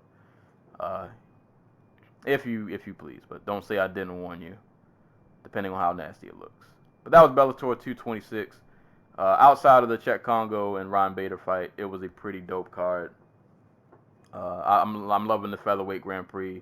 Interested, like I said, guys like Borix, guys like Sanchez. I want to see this kind of quote unquote newer generation, just kind of next up guys. I want to see what they can do in this tournament. So far so good, man. I enjoyed it. It was sad to see guys like Strauss and Kern just kind of go out the way they did, but it is what it is, man. It's MMA. It's unforgiving at times, but that was Bellator 226. Yeah. Moving on. Yay. Here we go. Moving on to another card that was pretty good. Really good, actually. I enjoyed this a lot. I wasn't really excited about some of the prelims on this card, and I felt like I pulled something. Like I got a lot. I didn't say I got a lot, but I was entertained. I enjoyed this card. So, but before we talk about the fights, something that just colored my whole reading on how I watched them, and they brought this up during every fight, so they knew it was an issue. So UFC 242 went down in Abu Dhabi, Dubai. You want to guess how hot it was? There was 120. It was 100 degrees, but with the humidity factor in, it felt like it was 122 degrees. Yeah. And the stadium that they were occupying for the event was built specifically for the event. And we'll get to who built it when we get to shout outs and shots. But there's no AC unit. Like they have portable fans and stuff that I think they were using, but there's not an AC unit. Like if you were to go to the Barclays Center, and it's like 120 degrees outside, but it's like 70, 75 inside the building. They don't have any central air or anything. So it was just hot. Yeah. And from what I saw, like on Twitter, from like a lot of like the analysts and just like people who were like media who were covering the event, they were saying like when you got close to the cage, because like that's where like a lot of the lights are. I think one of them said at one point there was literal like steam rising from the ground because of how hot it was.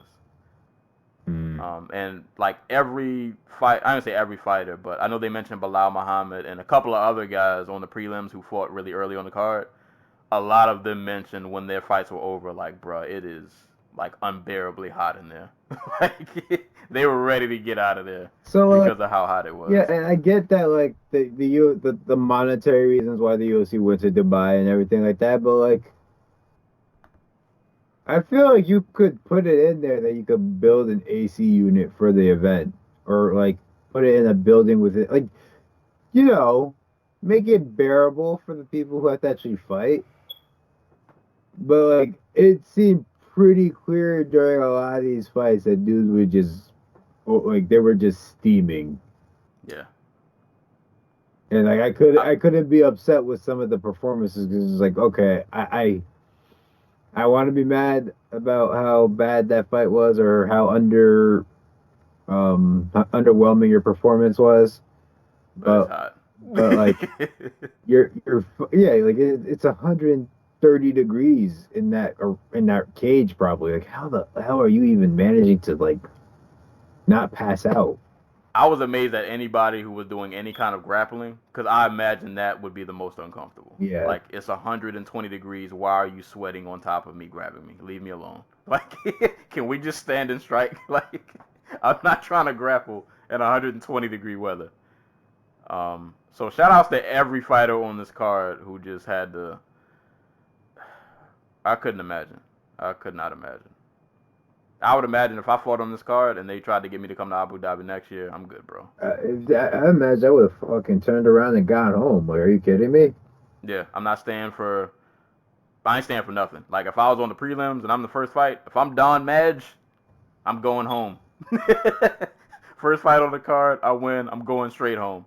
I don't want to see nothing else. I ain't stopping at the concession. Well, I might stop and get some water because I'm definitely gonna need that. But yeah, I'm not watching nothing. I'm going right back home. Because that's crazy. That is crazy. But all that aside, even though probably will come up later. You know who that didn't slow down? Ooh, yeah. Yeah. Yeah. It might have empowered him somehow. Like, he might have thrived off of it. UFC 242, man. Khabib Nurmagomedov versus Dustin Poirier taking place in Abu Dhabi. We'll just get right to it. So I spent a couple days prior to this card watching a lot of footage of both of these gentlemen, trying to really figure out who I thought was gonna win, because in my mind I was trying to convince myself in ways that Dustin could win this fight. And I envisioned that he could give Khabib some problems. And the one thing I envisioned happened, but it only lasted about 20 seconds. Then it just didn't become a thing anymore. But I was expecting, because I watched Khabib fight versus Iaquinta, and even moments in the Conor fight, even though they didn't really amount to much. Like, there were moments where Khabib was clearly winning, but, like, he gets a little wee bit reckless in his stand-up sometimes. And I was like, if there's one guy who can capitalize on that, it'll be Poirier. Like, Poirier can crack really hard. He's really good with, like, combinations if he gets in the pocket. I was like, he could definitely catch Khabib slipping on one of these little reckless moments and, like, stun him. And now we got, like, a real situation going on. And that happened, but boy, was it very short-lived. In a nutshell, man, it was a Khabib fight. And in the write-up that I did that you guys won't get to see, but in my prediction that I wrote down of this fight, I ended up ultimately, even though I was trying to convince myself to pick Poirier, I had to go with Khabib because I looked at the people that Dustin has fought, and while he has had a crazy resume, I'm like, he hasn't fought anybody who has just a pedigree that Khabib has in terms of grappling. Like, not even close. Like, he hasn't fought anybody who really pressured him with takedowns, like, at all. Like, a lot of Dustin's fights have just been, yo, we about to just stand and we just gonna throw leather, and one of us is gonna live and one of us isn't.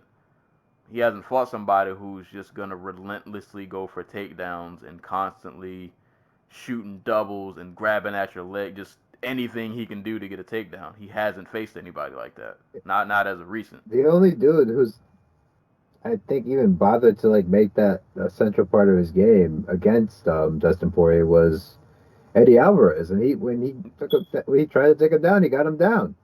Yeah, and when I saw that, I think that was in their first. No, that was in their second fight. Yeah, that was the one that Poirier ended up winning. But yeah, I was like, if Eddie can get you down and not have to really work too hard for it, yeah, Khabib's definitely gonna take you down. And what was really amazing about this fight, other than it just obviously being like he kind of put on a masterclass on Poirier, but like I think this happened twice, but I only remember one of them distinctively. There was a moment where Dustin was, trying to fend off a takedown where I gotten taken down, and he tried to hit like the between the leg switch, and he still got mounted. Like, like on anybody else, he would have probably gotten back up. And bro, he tried to hit the switch, and it just did not matter. Like, Khabib, literally threw his as he's reaching down, Khabib literally throws his hips all the way back, and they would just swim around Dustin's back as he's trying to hit the switch. Yeah, and when that happened, I was like, "Oh no, this is over." Like, you know when I knew it was over? When Dustin started going for them guillotines. Bro, oh my god, like watching Khabib kind of just handle him. I'm just imagining, like, this is 120-degree weather. This man is on top of you, beating you up. No matter what you do, he's controlling you. He's just manhandling you. And there's, like, nothing. And it felt like Poirier had two Hail Marys in him. He had the one moment where, like I said, Khabib, when he does decide to stand and trade, he can get a wee bit reckless, and I think he doesn't have like some of the best defense. Like he can kind of get caught with his head just kind of straight up in the air. And Poirier managed to, I think he hit him with like a left. He gave him a little shake. He gave him a little, you're not, when we're on the feet, you're not gonna disrespect me. Like on the ground, that's one thing, but when we're standing and trading and we're throwing hands, you're not about to just like put hands on me and think you're not gonna eat something in return. And then that one little like 20-second moment where that was the one time where I think he got Khabib's respect, where he landed a couple of good shots, got Khabib to back off a little bit. But that moment was just in a vacuum. It was that one little brief moment. Got taken down after that, got beat up some more. At some point he ended up being pretty bloody. Like he was just getting manhandled in there. Like I said, the switch moment where it just didn't matter, ended up back on the bottom anyway for all his efforts. And then the Hail Mary, the guillotine was like the Hail Mary shot. Like, it was like, bro, if I can't do this, I've got nothing left. And what was worse, afterwards, I don't know if you heard I didn't watch the post-fight interview, but I saw some quotes going around where Khabib had admitted like the guillotine was good. Like, it was a solid guillotine. And I read that Dustin said, because you notice when he went for the guillotine, he didn't have like both legs like wrapped around Khabib. Right. He had one on the inside, one on the outside, and he said that the only reason he did that was because he was afraid of ending up like being back in Khabib's mount. Like had he burned his arms out, and now Khabib is on top of me, and now it's a whole situation. And so you almost wonder, like, if he would have went all out for it, like, could he have actually got the choke in? But you'll never know, because he didn't. And he paid for it dearly. So this is Khabib's second title defense at lightweight, right? Right after McGregor. The record's only 3 for lightweight. Like, how far are we from calling Khabib the best lightweight? Like, how far are we from calling him MMA's best grappler ever? Like he might already be it. I don't want to get too far ahead, but my immediate thought during halfway through this fight, because I kind of knew, like, all right, man, Khabib's kind of got this. I was like, bro, if Tony Ferguson can't beat him, I don't know. Fuck beating him. Like, just find someone who's competitive with him. Yeah. Because, like, he's lost 1 round in his entire UFC career. Maybe more if you count all depending on what you feel about, like, the Gleason Tebow fight. But excluding that, Conor McGregor in the 3rd round of their fight is the only time he's arguably lost a round. Like, it's not like he's infallible. It's like at the beginning of the 2nd round, Poirier just decided to just say fuck it and start throwing like these long combinations. Eventually he overextended himself on one and got taken down again, but like he was tagging Khabib pretty good, and like Khabib had no answer for it. It's just that he's so good at the thing, like the one thing he's good at. I shouldn't say one thing. It's a sequence of things. Yeah. But he's so good at what he's good, like what he wants to do. Like it just doesn't matter. Like goddamn, like that's the other thing. Like it feels like he's cheating because the takedowns he hits are takedowns your own, like Randy Couture would hit on freaking what's his name? Oh my god, I'm gonna fucking like bash my brains in because I know his name. I'm a fan. Chuck Liddell. No. Brandon Vera. No. I'm just thinking of random people. Randy Couture fought. Rich. No, you didn't. James Toney. Oh. like who hits a low single anymore? You know what I mean? Where like Right. you literally just grab their leg and then like with your hands and pull them down, like he hit on Conor McGregor. Like who does that? Just Khabib. It's scary.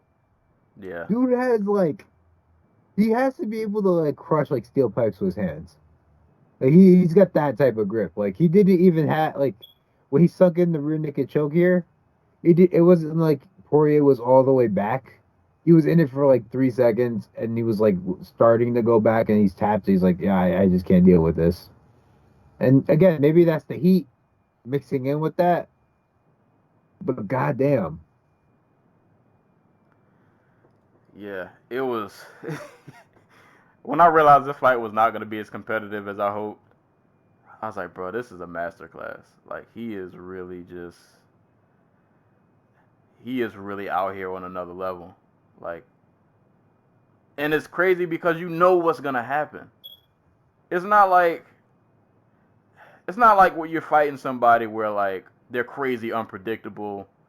You don't know what they're going to... You know what Khabib is going to do. It's no puzzle. There's no mystery. There's no crazy science behind what he's going to do. but he's so good at it that like it doesn't matter. And there's so far in what 28 fights, 29? I can't remember. That's 28. 28. Wait, no, 20. What? It's ridiculous. It's 28. Yeah. Yeah, it's a ridiculous number. Nobody's been able to sever T-Bow. That's crazy. T-Bow came the closest. Like, that's wild. T-Bow was the closest. Nobody else is like even remotely come close. Like, oh my god, yeah, he really put it. It's not like Poirier hasn't lost fights, but I haven't seen Poirier just kind of get like you looked at him during, I think it was like after the first or second round, he even went to the corner. He's like, dude, I can't get this guy off of me. Like, even Poirier's looking up like, bro, like, what is this? Like Poirier is like legitimately the top 3 in lightweight. Dude's got like he's been on one of the all-time great lightweight runs since moving up. And he was just completely like at his wit's end. He didn't know what to do. And it didn't even take long. Like I don't know if this was just like him crushing, like just folding mentally under pressure. I don't know if this was AT&T or ATT. Sorry, just like not having the right game plan, because there were things he was doing that just made it easier for Khabib. Like he kept his back to the cage the whole time, which is exactly where Khabib wants to. Like Khabib struggles to take people down to open range more than he does along the cage. I felt like he didn't fight hands a lot either. Yeah, that too. Like, yeah, like he if like after a certain time I ain't gonna say he accepted it, but it almost seemed like he was so frustrated that he wasn't really thinking things through. Like he was just like, bro, like I'm through. I'm done with this. Like, get this guy off of me. Yeah, because even during that submission, like, it just felt like there were moments where, like, he could have fought. Not saying it might not have made much of a difference, but it was like he didn't fight hands or just really. It was almost like he just kind of accepted it after a while. Like, bro, this guy's just. I wasn't ready for this. This was different. Oosh. Like, Man. yeah. Well, it's time for the fight. Yeah. It's fifth time's the charm. 5th time's the charm. Yeah. Well, just to mention the result, I think we mentioned earlier, but Khabib won via rear naked choke in round 3. Mm-hmm. But boy, oh boy, did he really put it on Poirier in a way I've never seen somebody dominate him like that. It was really, I don't say fun to watch, but it was kind of like jaw dropping. Like, he's really that good. Like I don't think his resume is quite there yet, and like there are asterisks next to some of his wins because like McGregor was gone for like 2.5 years or whatever before he fought him. But like we're gonna start to talk about Khabib as one of the best ever, just period, like without a qualifier. Yeah, I said if he can get past Tony Ferguson, and Jesus, please let that fight like actually like happen. Please let that be a thing. And I'll go on record, man. I'm gonna stick my neck out there. I'm picking Tony to beat him. I'm not confident I am in that, but I'm sticking my guns out to it. But that's gonna be a fight. Like, that is gonna be the day that I'm taking off of work whenever that fight happens. I ain't going in. I'm not going to work that day. I gotta prepare mentally for what I'm gonna see. Yeah, are you kidding? I'm staying up the night before until like 3 o'clock, and then I'm sleeping all day. And then like I'm gonna wake up just to the UFC just to watch that Right. fight. I gotta watch it with the freshest brain possible. Yeah, because that is, man. But Habib is yeah, he's really, really, really, really, really, really good. Shouts to Habib. He got the win over Dustin, and props to Dustin, man. That was one of those fights. I was legit like watching that post-fight interview. I was really hurt watching that. Like, oh boy, that was hard. Like you could tell like he was really like he really took that loss to heart, and you really felt it in the post-fight interview. Like, damn, like he like I really felt for him after that loss. You know how hard he worked to get there and how long it like took him to even get in the position to get a title shot, even though he's been on this crazy run. And then for it to just kind of come crashing down like this, like you really feel for the guy. But I wanted Poirier to win.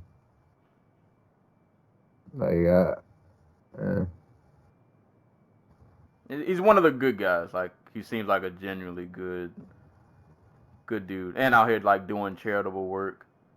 And he's not hanging around with a crazy dictator / warlord dude who's grabbing people off the street. Yeah, that's a whole nother. I mean, he was there. They showed him on TV. Yeah. They didn't mention his name, but they showed him on TV. Yeah. So. But it is what it is, man. The man's undefeated streak continues. Tony Ferguson, you the last hope, bruh. If you can't get this job done. I was gonna joke and say they should send out Michael Johnson since he beat both Tony Ferguson and Dustin Poirier, but Khabib already beat him, so it doesn't matter. Bro, outside of that one little moment Johnson had, boy, that was one of the worst beatings I've ever seen. Mm-hmm. Like, yeah, that was. I feel bad. I kind of feel bad for Johnson. Like that. That's one of the Diaz fight, like the Elkins fight, like front runner supreme Michael Johnson wins the first half, gets absolutely shit kicked in the second half of every fight. Like beyond destroyed.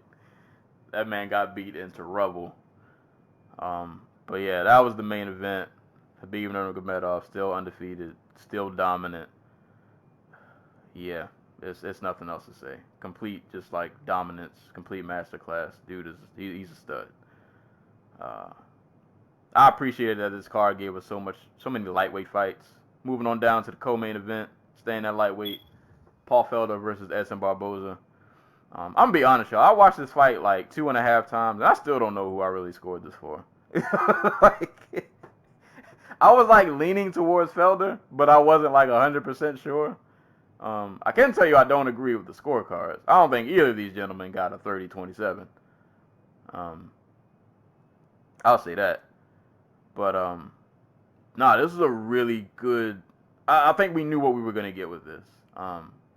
I think we all knew we were in for a really, really good scrap because these are just two names that when you see them, you know something's gonna happen. Whether they win or lose, it's gonna be something that you need to watch. And I picked Felder coming into this fight because I think when they first fought, like Felder was still, I don't say green, but he was only he only had like 2 or 3 fights in the UFC. I want to say that was good. That was his third. Yeah. The Barbosa fight. Yeah, and compared to like the first few guys he fought, like that was a big step up in like competition. And I think since then he's gotten a lot better.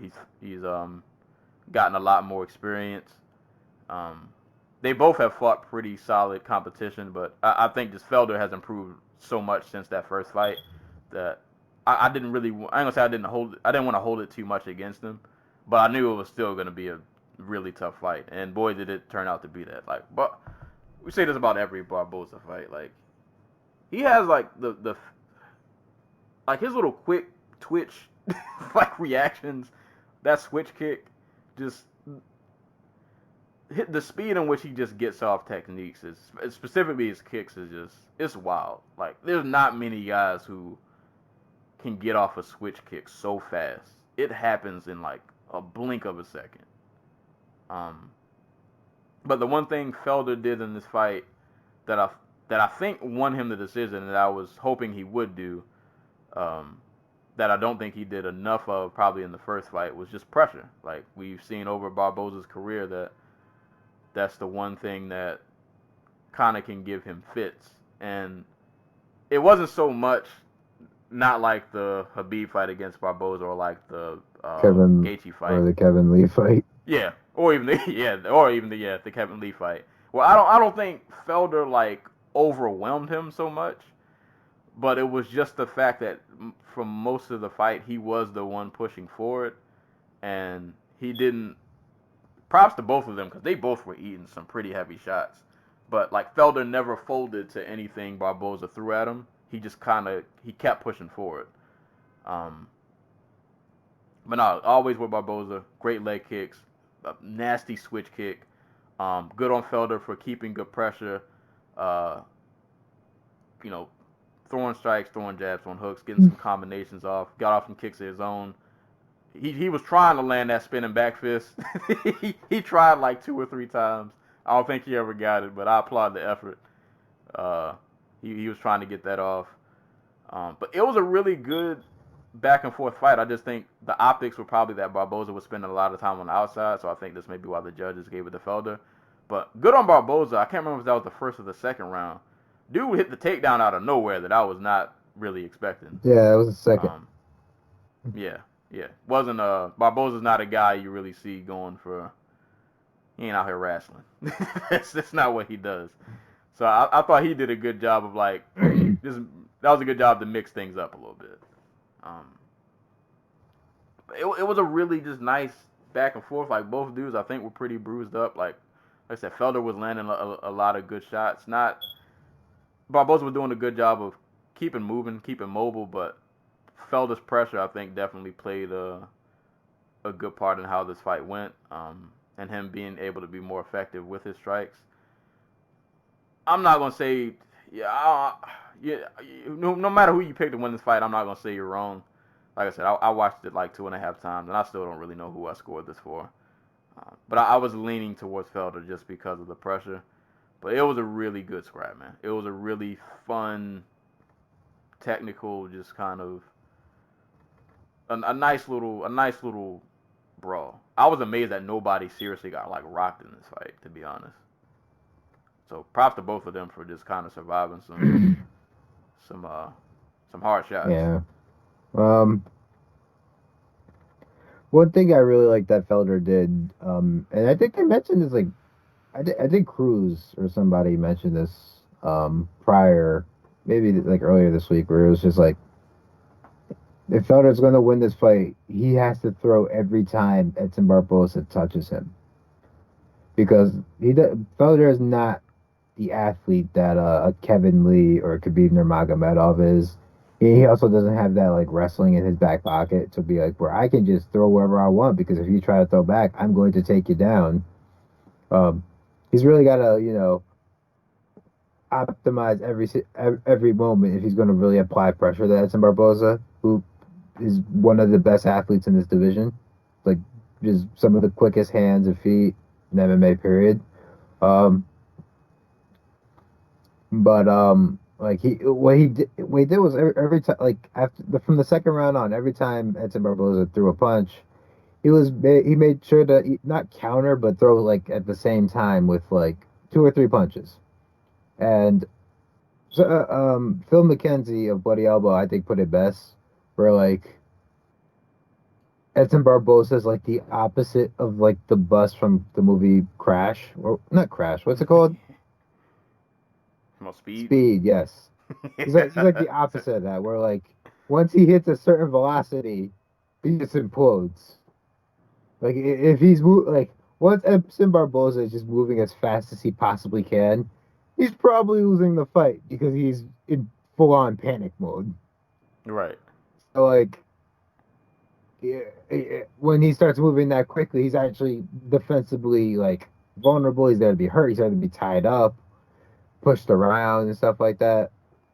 And Felder did a really good job of just like optimizing on those moments, because like I said, he's not quick enough to stay to keep up with Barboza, but if Barboza's going to plant his feet and throw back to try to keep Felder off him, that's the time that Felder can land like 3 or 4 really good shots. And it seems to work. Like I don't really have an opinion about like who won this fight.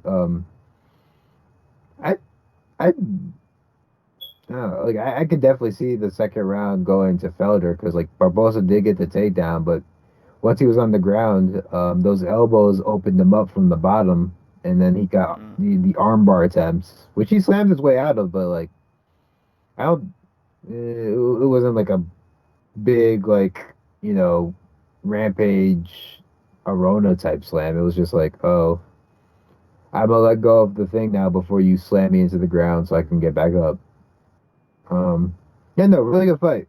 Really good fight. Like, if they ever rematch for the trilogy bout, I hope it's a 5-rounder. Yeah. I'm all for it. Yeah. Anytime these two are throwing down, I'm definitely all for it. And props to Felder, man. He looked super happy to get that win. But yeah, it was a really, really close fight. I'm down for a trilogy because the first two have been really good. So, hey man, let's close it out with more violence. Let them like headline like a ESPN Plus card or something. It's also important to remember, like, that first fight was hella competitive too, if I remember correctly. Yeah, they got a fight of the night for that first one. Yeah, so it's. I just think with that one, like from what I remember, and it's kind of vague, it felt like Barboza just. I think like he had more moments, I guess, if I remember correctly. But no, it was a really close fight. I was trying to figure out after this fight was over, like who I would like to see Felder fight next. Because I was thinking also like because I don't know if you've seen like Poirier's been posting, it kind of seems like he's in a funk, like he doesn't know if he wants to fight again. But I want to lean on the optimistic side and say like maybe it's just prisoner of the moment, like he probably just obviously he's not in a good state of mind, feeling how he feels after the fight. But I was trying to think of like a return fight for Poirier and who would be next for Felder. I don't know. I wouldn't mind seeing Felder. We have Donald Cerrone versus Justin Gaethje Yeah. next Saturday. I wouldn't mind seeing Felder. I don't think he'd fight Donald Cerrone, but if Gaethje wins, I'd love to see that fight. Right. I mean, I'd love to see him fight Dustin Poirier too. But like it seems like Dustin Poirier is going to need some time away, and Paul Felder seems like he wants to get back in there real quick. So. Yeah, like it's really weird because like Anthony Pettis and Kevin Lee are still ranked in the lightweight rankings, but both of them are at welterweight right now. Does Ally Aquinta have a fight? I feel like he does. I just don't remember who it's against. I think he does too. I just can't remember who it.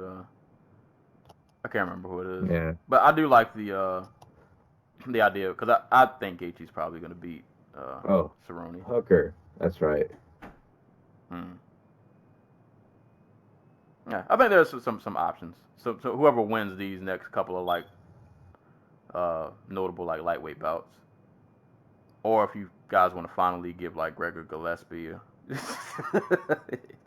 another fight, like something. I want to see Paul Felder again. That's just what it comes down to. But no, another like awesome fight, man. Really, really close back and forth scrap. Let's do the trilogy at some point.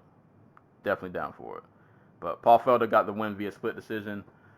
Moving on to another lightweight affair, Islam Makhachev versus Davi Ramos. No wrestling in this fight. No ground game at all. Well, not much of it. So you get two, because I feel like Makhachev, isn't his base grappling? I feel like that's what he was more known for. Yeah, he's a Sambo fighter. Yeah.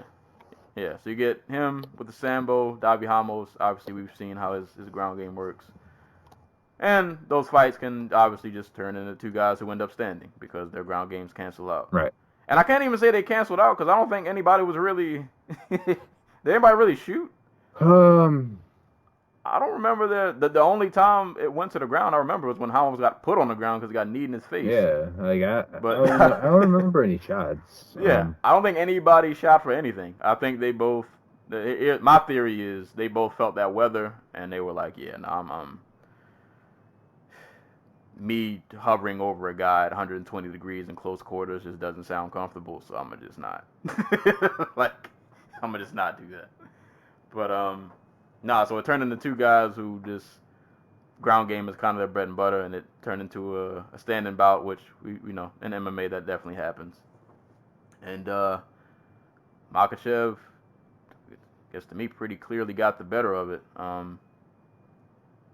Able to work a jab, just seemed just a way more comfortable, just on the feet, like comfortable, composed. Never looked like really rattled out there. And while he's not like the greatest striker, like it's solid, it's competent, it works. He can stick you with a jab, he can hit you with some good combinations.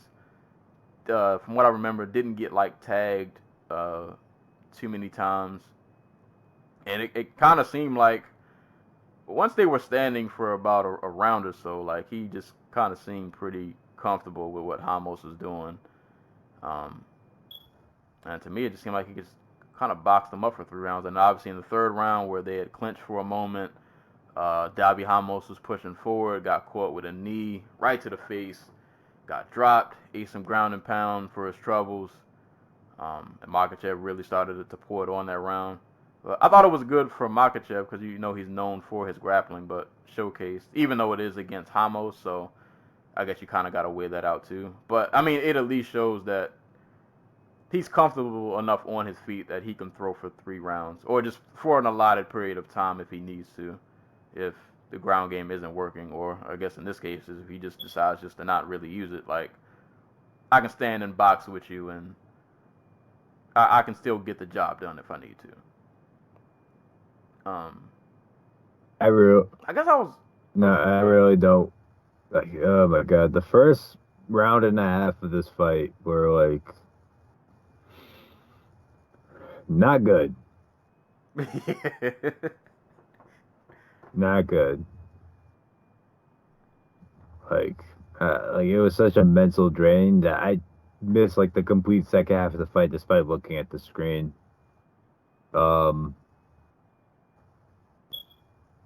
Yeah, no, that's all I have to add. I think Ramos hurt his ankle or something. Like, Kenny Florian was tweeting that like Ramos' ankle was like swelled up after the fight. I guess that would make sense. I was surprised that, I don't know, it's not that, you know, Ramos isn't like a world-class striker, but he seemed really just, I don't want to say outclassed, but I don't know, like I was surprised that he just didn't like land a lot more. Like, I thought this fight would be closer on the feet than kind of what it played out to be. I guess is what I'm trying to say. But I don't know, could have just been me underestimating what how I don't say how good Makhachev's stand-up is, but just that he has a stand-up game. But yeah, the fight wasn't anything too crazy. 2 guys who have a ground game who ended up not using it, so it just turned into 2 grapplers having like a kickboxing match basically, and which Makhachev just kind of clearly got the better of it. Not a whole lot to really dive into, but good on Makhachev. Like I said, good to at least show that you can be well-rounded if needed. And good on Makhachev. Another, you know, lightweight is really crowded with a lot of talented fighters, so a win over a guy like Ramos who was on his own little run, you know, you want to kind of further separate yourself from the pack. So, you know, a win like this, especially that it was pretty clear like who won, you know, a good step in just kind of separating yourself from the rest of the pack. Yeah. So, like, so it's crazy that Makhachev's like top 15. Not because he's like, there's anything wrong with him, but it's just like, he's top 15 and he's like, what, 7-1 UFC? We'll see. We'll see how far he can keep this train rolling. But so far, so good. good win for him. Got the win via unanimous decision. Moving on down to the only heavyweight fight that was on the card. Curtis Blades versus Joey's favorite fighter slash his dad. According to Anton Cool, Joey's dad, Shamil Abdurakhimov. Boy, did he catch it. Yeah, Blades just abused this poor fellow. It was a Curtis Blades fight. Like, he took him down, he beat him up, he controlled him. He shifted his nose over to the other side of his face. That closing out of the first round, that ground and pound I thought it was almost over at that point. Probably should have been. It would have saved Shamil his nose. Like, if I'm in that man's corner, I'm like, dude, you're done. Like, just play dead. We don't need this anymore. Because he was getting that ground and pound looked personal. Like, he was really putting it on him, and then the second round was really more the same. Like, took him down, and that first elbow was just like, ugh. Landed the elbow, he landed a couple shots, and then like you could tell Abdurakhimov, he literally just grabbed his nose and just kind of curled up. Yeah, no, it wasn't ended in like a shot. It was ended because the ref saw him turn over. It was like, okay, you're done. Yeah. It was a Curtis Blades fight. Joey, I'm sorry your dad had to go through that in 120-degree weather. Props to Curtis Blades.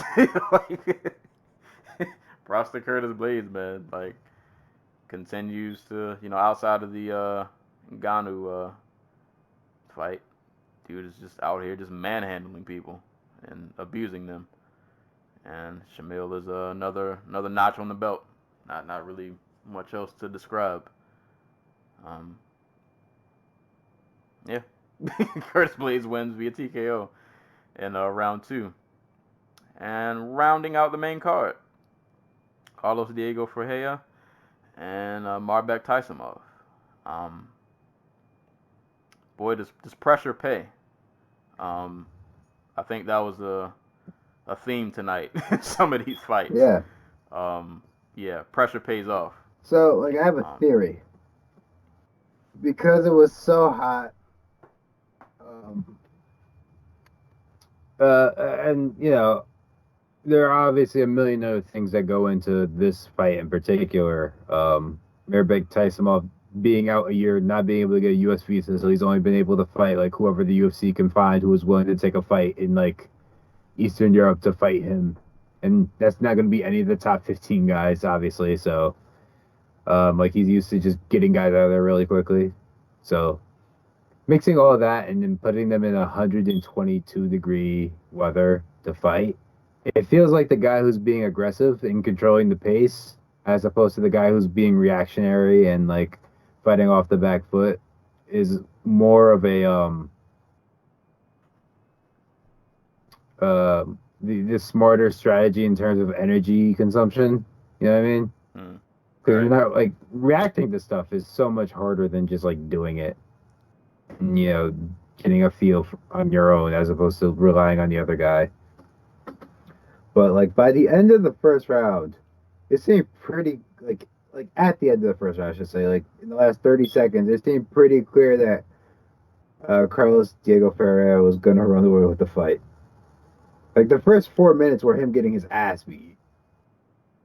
But, like, there was, like, a switch where you could tell that, okay, Taisimov is super tired. And it looks like Ferreira is literally just waking up. Thing is, like, I feel like the pressure was there for most of the fight. Mm-hmm. It was just that in that first round, like, Taisimov actually just, I guess, had an answer for it. Like, he rocked him. Is that an uppercut? I think he caught him with? I forgot what he rocked him with. He definitely caught him with something that dropped him really quickly. Yeah, he rocked him. He rocked him really hard in the first round. Like, he had an answer. He had an answer for the pressure, or at least he was offering more than resistance. Like, he almost cleaned him. But like, after that knockdown, going on into the second, you would have thought that, like, Taisimov would have had some momentum. Like, all right, I heard him. All right, I got something going, and it was like the complete opposite. and Ferreira just put his foot on the gas and just kind of never stopped. And it's one thing to like pressure a guy, but it's another thing to like got to be effective with the pressure. So like I'm in your face, but I'm getting combinations off. I'm throwing like jab 1-2, 1-2-3, mixing it up, going to the body every now and like he just really he kind of just put it all together. And I can imagine having a guy pressure you in 120-degree weather is probably not a great feeling. And he really just pedal to the metal, just let's throw hands. Like, well, I'm going to throw hands. I guess you just kind of going to take it. Because it seemed like a lot of the fight, like, once that pressure got to going and Diego was getting off these combinations and I'm hitting these 1-2s and I'm just constantly in your face and Tyson is just trying to breathe. Like, yo, just chill out for a second. And he never really got that moment. And I think Ferreira was like a minus 200 underdog. I want to say, if I remember the odds. I want to say he was the underdog, yes. Yeah. Understandable. So, dude, his striking has gotten so good. Like he was tripling up with the jab and then using that to shift into left hands so that like he'd be an orthodox. It was so good. Like he was flowing. Like he was crowding Merabek Tyson when he wanted space. He was cutting him off. Like really just let it go. Like there, none of it was like those like how Davi Ramos throws punches. You know what I mean? Or like he loads. Yeah, no, he loads up. Now these were clean. This was somebody who was like, it's the type of punch you expect for somebody who's been boxing like their whole lives, as opposed to like just got into it in like the last like 8 years or whatever. Right. So that was super cool to see. Like it's hard to root against Carlos Diego for like it's cool like when you see somebody take the next jump, you know. Right. Yeah, like that kind of pressure against anybody is gonna that's gonna be an issue. Like he's such a different fighter from when what's his name? When he fought Dustin Poirier like 4 years ago. Mm-hmm. And it's crazy. Like, and he's not even ranked. That's the thing. Like, he's another one of these dudes who is on like a really, really good run, and he doesn't have a number next to his name. That's that lightweight curse. You go on a run that in any other division would put you in the top 15 easy. And it's not like he hasn't fought, like, since the Poirier fight, he fought Aubin Mercier, Jared Gordon, Kyle Nelson, and the last two were Kabalov and Tysimov. That's a really good run. Right. And he's not even in the top 15. Which, yeah, that shows you that lightweight is just, it's a Shark Tank. Like, it is. It's super hard to stand out, man. It is so hard to stand out. Like, it's probably going to be impossibly difficult for him to get, like, somebody in the top 15. Like, they can't get guys who are actually in the top 15 fights. Like, I love to see him fight Alexander Hernandez. Or I think Charles Oliveira is, like, the only ranked dude who will literally fight anybody. Right. He's just trying to extend that submission record. He's just like, if I make weight and like submit somebody, they pay me $50,000 extra. So, right. So let's do it. Yeah. But what's wild is like I look at Ferreira's performance, as good as it was, like all this pressure, this really good stand up, good boxing. I'm like, man, there are like 3 other prospects, maybe more, out there at lightweight that are like just as good. And it's like, what do we do with all you guys? Like, it's so many. Now that Khabib is back, I am hoping these dudes get like quick turnarounds. We get the division going. We ignore Conor McGregor baiting a rematch or whatever the fuck he was doing yesterday. Yeah, you gotta chill out with that. Like, come back and fight Carlos Diego for Conor, and then maybe you get a rematch.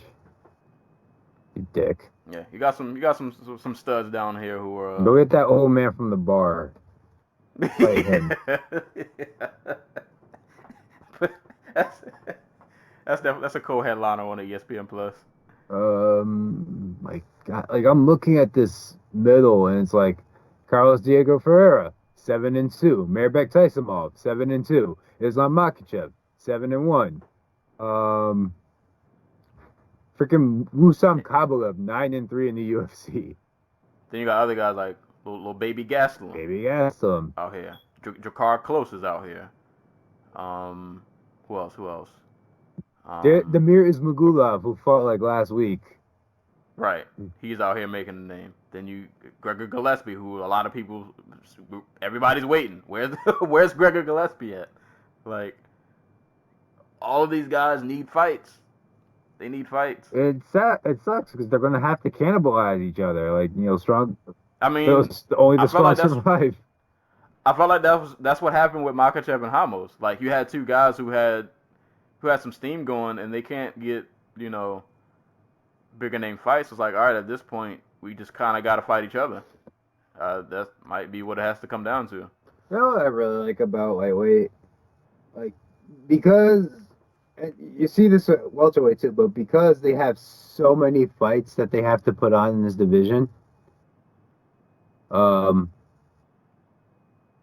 you just see guys get better, like all the time. Like, because nobody gets cut, everybody's there for like 10 fights. So like, all of a sudden, Drew Dober went from like a jobber to someone who's a really good fighter. Boy, out here kickboxing the lights out. Out here putting in work. Yeah, like it's crazy.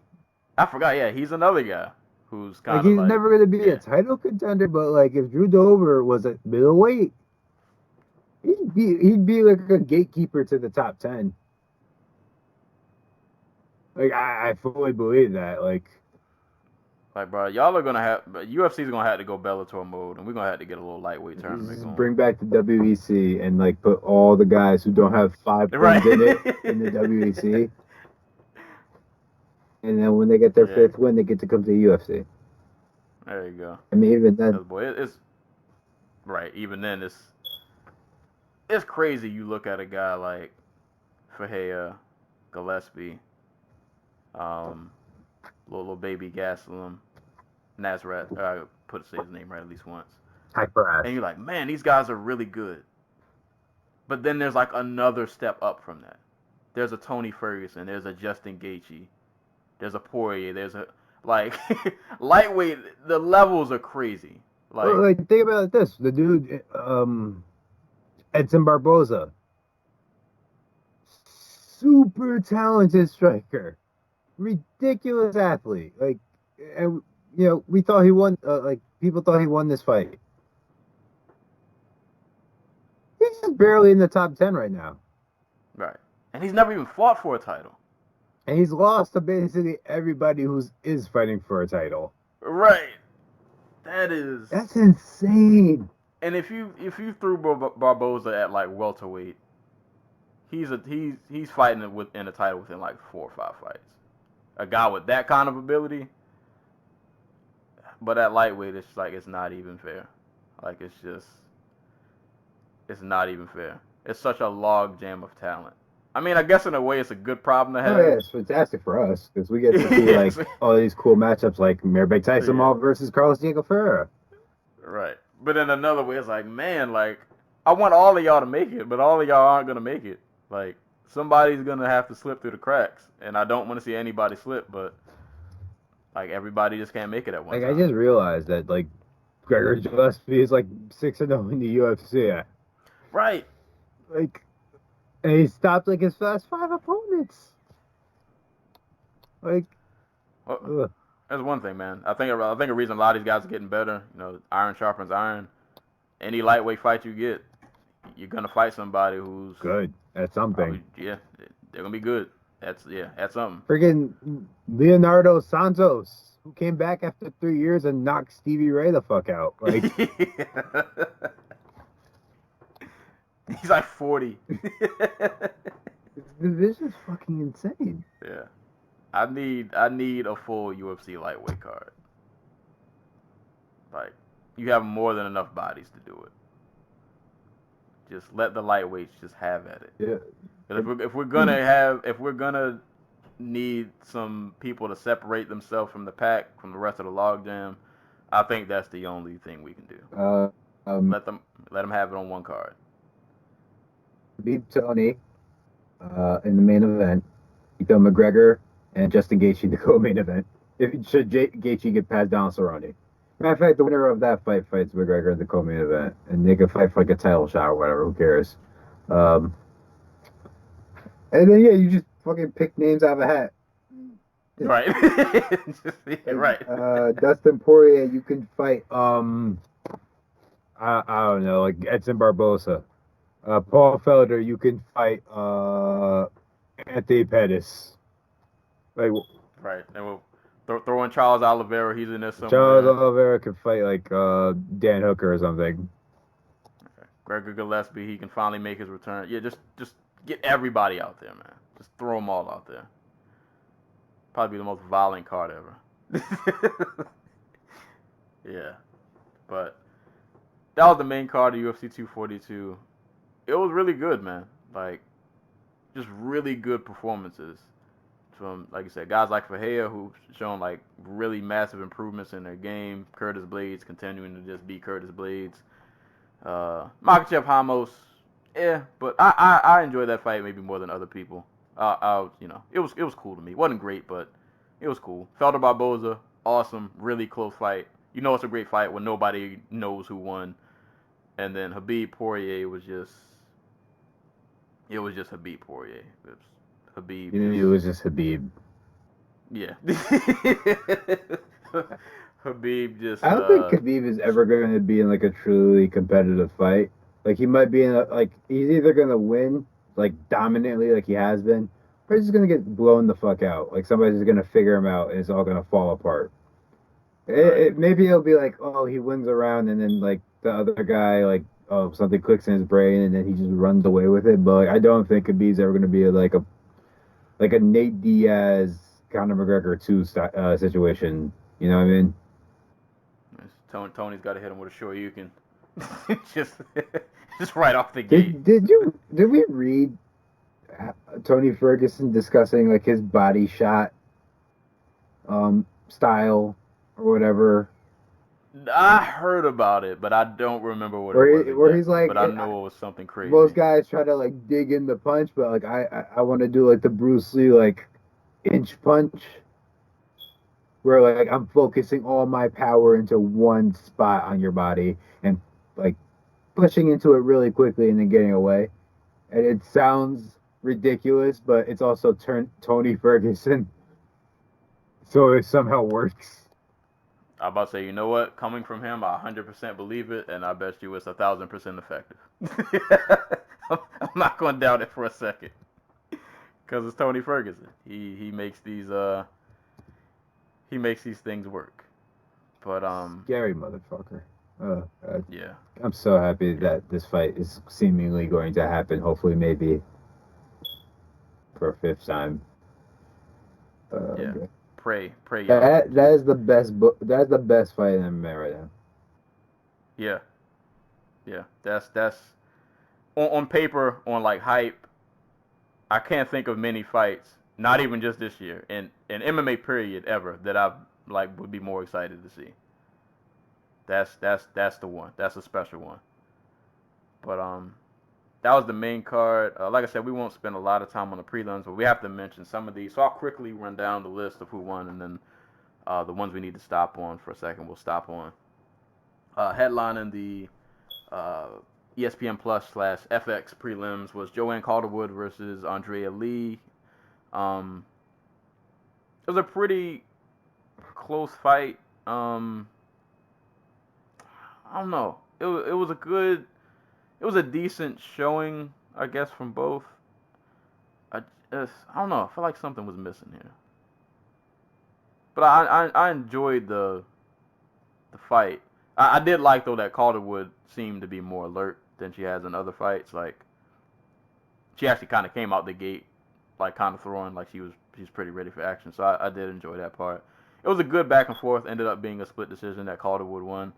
Saw some people split one way or another. I'm a Calderwood fan, so I'm not gonna argue the result. But oh, cool fight. I don't really have much to throw out about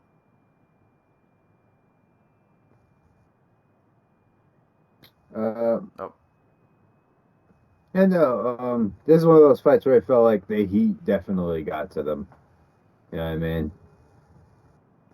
Well, I think Calderwood mentioned Yeah, she's like, well, yeah, she said in the post. yeah, Right? so like it didn't feel like either one's best showing, but it was a good enough showing. I'm happy for Calderwood. She gets to stay in title contention.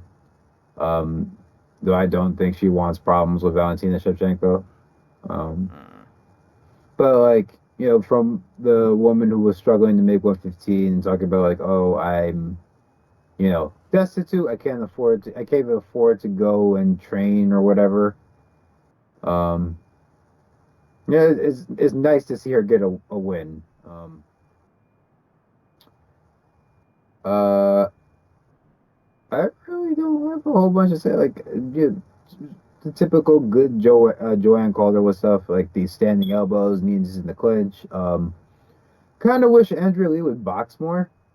Like, I vaguely remember watching her in Invicta and be like, oh, her boxing is not like offensively is really powerful and like fluid, but Yeah, it seemed like there wasn't a lot of pop here. yeah, like, And like you said, that could have been due to the heat. Like dudes just could have been out there just kind of exhausted. it did feel like a lot of these prelim fighters went to the clinch just because they were super tired. But like she's been relying more and more on her grappling and her wrestling. Not like she was uncompetitive here on the feet. Like she was doing fine, especially in the back half of the fight. Yeah, no, it was a solid little fight. Like next time, I hope they don't put the woman who's struggled to make weight before and had like gas issues in the desert to fight. Right, right. This fight might have been better had it just been in another arena and in another setting. But congrats to Calderwood. She was on Danny Brown's show. It was Yeah, weird. yeah. Stokes sent that to me. I was like, what is happening here? Yeah, I saw that. I was like, how did these two link up? Yeah, it was weird. I only saw a minute clip of it. I was like, I can't watch this episode. I can't watch this for 20 Like when minutes. Victor However Ortiz long. or whatever showed up on Eric Andre. I don't know. It's weird just seeing MMA fighters in these random. It's like, how did you get here? Someone had to call somebody's agent and was like, right. hey, do you want to be on the show? It was like, she was like, okay. Do you think Joanne Calderwood is a Danny Brown fan? Do you think she knows who he is? I could see it, honestly. I could see it being one of those situations where like she wasn't aware of him and then somebody played her like a song and it was crazy enough that she was like, I kind of like this guy. I don't know. Or maybe she just saw clips from his show and it was like, you know what, this looks wild and I'm just going to do it because it's going to be fun. I don't know. They're a strange pairing. But hey, man, shouts to JoJo getting on TV. Moving on to featherweight, Zubara Tukugov. Probably said that all wrong. Yeah, I definitely said that wrong. I made him sound like a Crash Bandicoot character. The guy who punched Conor McGregor in the face during the massive brawl that took place. I forget what the number was, but after Nurmagomedov McGregor. Yeah, he got a win over Lerone Murphy via split decision. I don't have any breakdown of that fight. Do you want a bit of like breaking news or breaking rumors from Bellator? Or should I save it for the end? So we'll save it to we'll save it to the end. Because we some of these prelims we do gotta somewhat talk about. I mean, I don't have a lot to say here. This is an impressive debut for Lerone Murphy.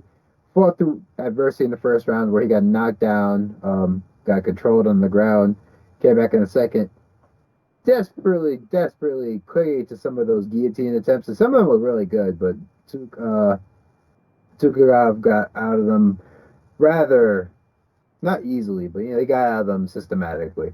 Um, like he was tired, Tukhugov. Like Murphy just couldn't stop the takedown because if he could stop the takedown, he probably would have knocked him out. Zabira was so tired. Um, but like I want to say Murphy had like a way higher significant punch like output than Tukhugov. But I'm not mad at this being a draw.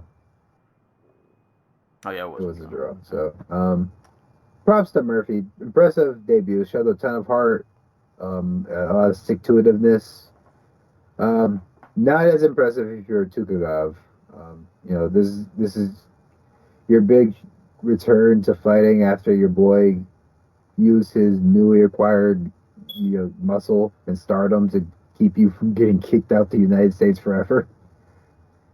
And you go out there against a dude with half as many fights and nowhere near as much high level experience, and you kind of look like you're scared, like in the back half of the fight, or at least you tire out way before the other dude does. So probably not a good look. That's what it is. Well, due to time, I'm gonna skip around some of these fights and then we'll get to these two KOs. But Sarah Maras defeated Liana Joja via TKO. I didn't see the fight, but I saw highlights of ground and pound, and it looked like it was a very abusive experience. So props to Sarah for that W. Bilal Muhammad got a rear naked choke victory over Takashi Sato. Amari Akhmedov defeated Zach Cummins via unanimous decision, and Don Maj defeated Fares Ziam via unanimous decision.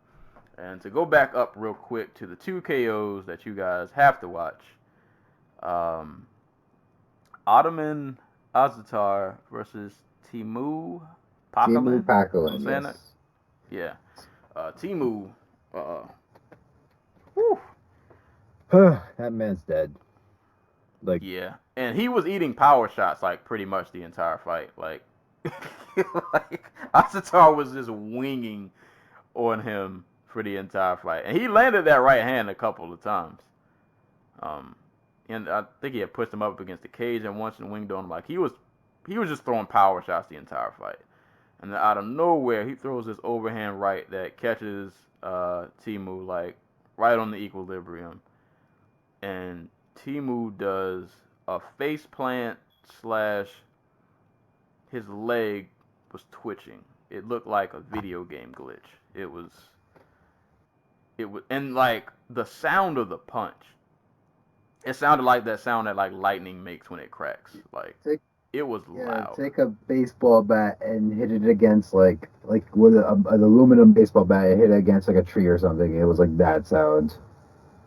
Yeah. Yeah, he that was one of the nastiest knockouts you'll see all year. Mm-hmm.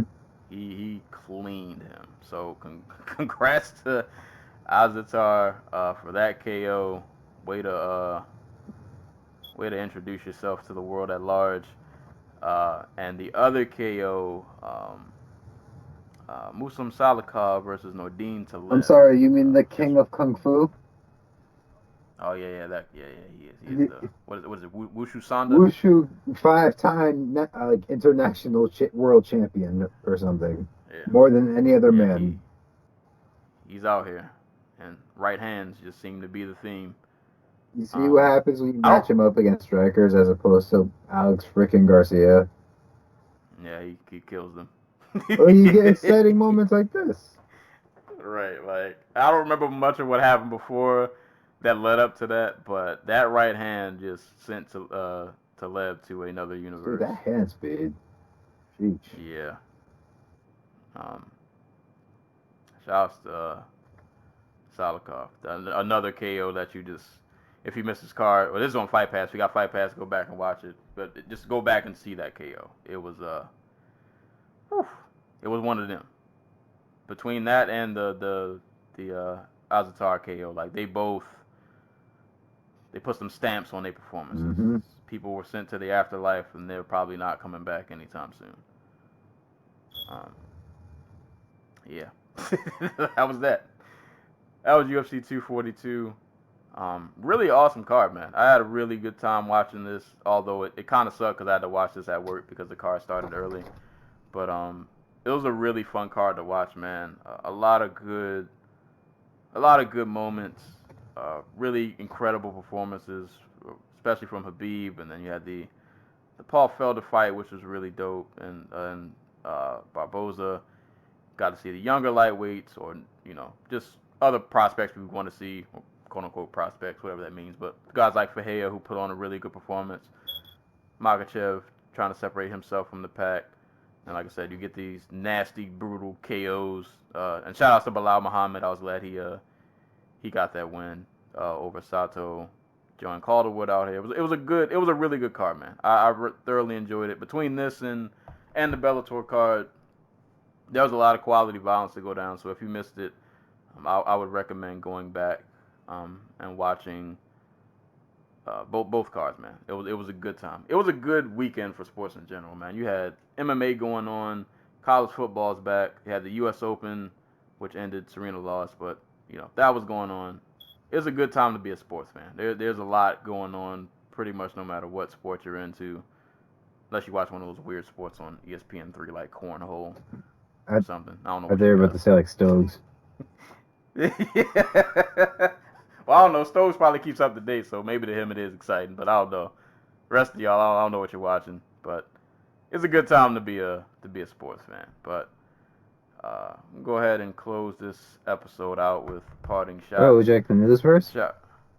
Oh yeah, I forgot. All right. Yeah. Breaking news. It's not confirmed yet, but Josh Gross tweeted out of Josh Gross of the Athletic MMA tweeted out, it looks increasingly likely that Bellator will run a show December 29th in Japan.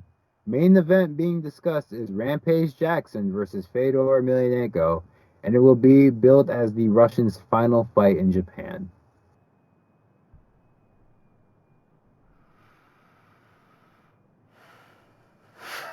Speaking of Rampage Jackson, I forgot about this. He was at the card last night. Yeah, he was. He was quite upset. Yeah, he was very displeased. So you already know if he beats Fedor, if that rumor turns out to be true, we know what's coming next. Yeah, Ryan Bader versus Rampage, a rematch. Ew. Of their first fight, where Ryan Bader beat the crap out of Rampage, if I remember right, or just took him down for 3 rounds. I can't remember. I'm old. It may elude me. Bellator. Yeah.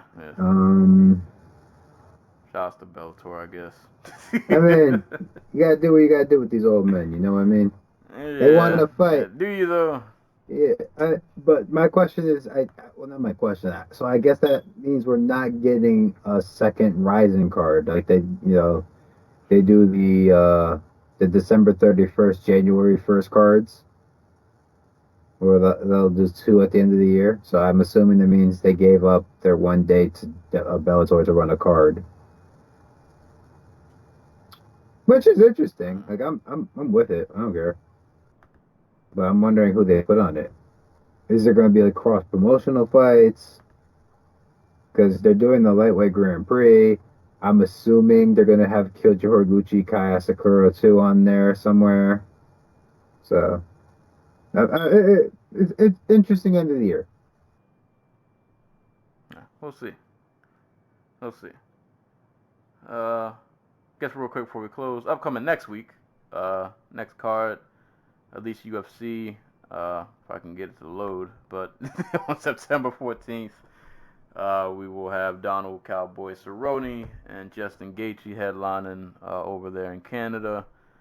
Also on the card, you got Glover Teixeira versus Nikita Krylov. Todd Duffy is back versus Jeff Hughes. Michelle Pereira is back. He's going to be jumping off cages against Sergey Kondashko, if I said that right. Uriah Hall versus Antonio Carlos Jr., Misha Serkinov versus Jimmy Crute, Augusto Sakai versus Marcin Tabora, some other names on the card, Chaz Kelly, Louis Smoka, Bracatona, Marvin Vittori, other names, other people on here.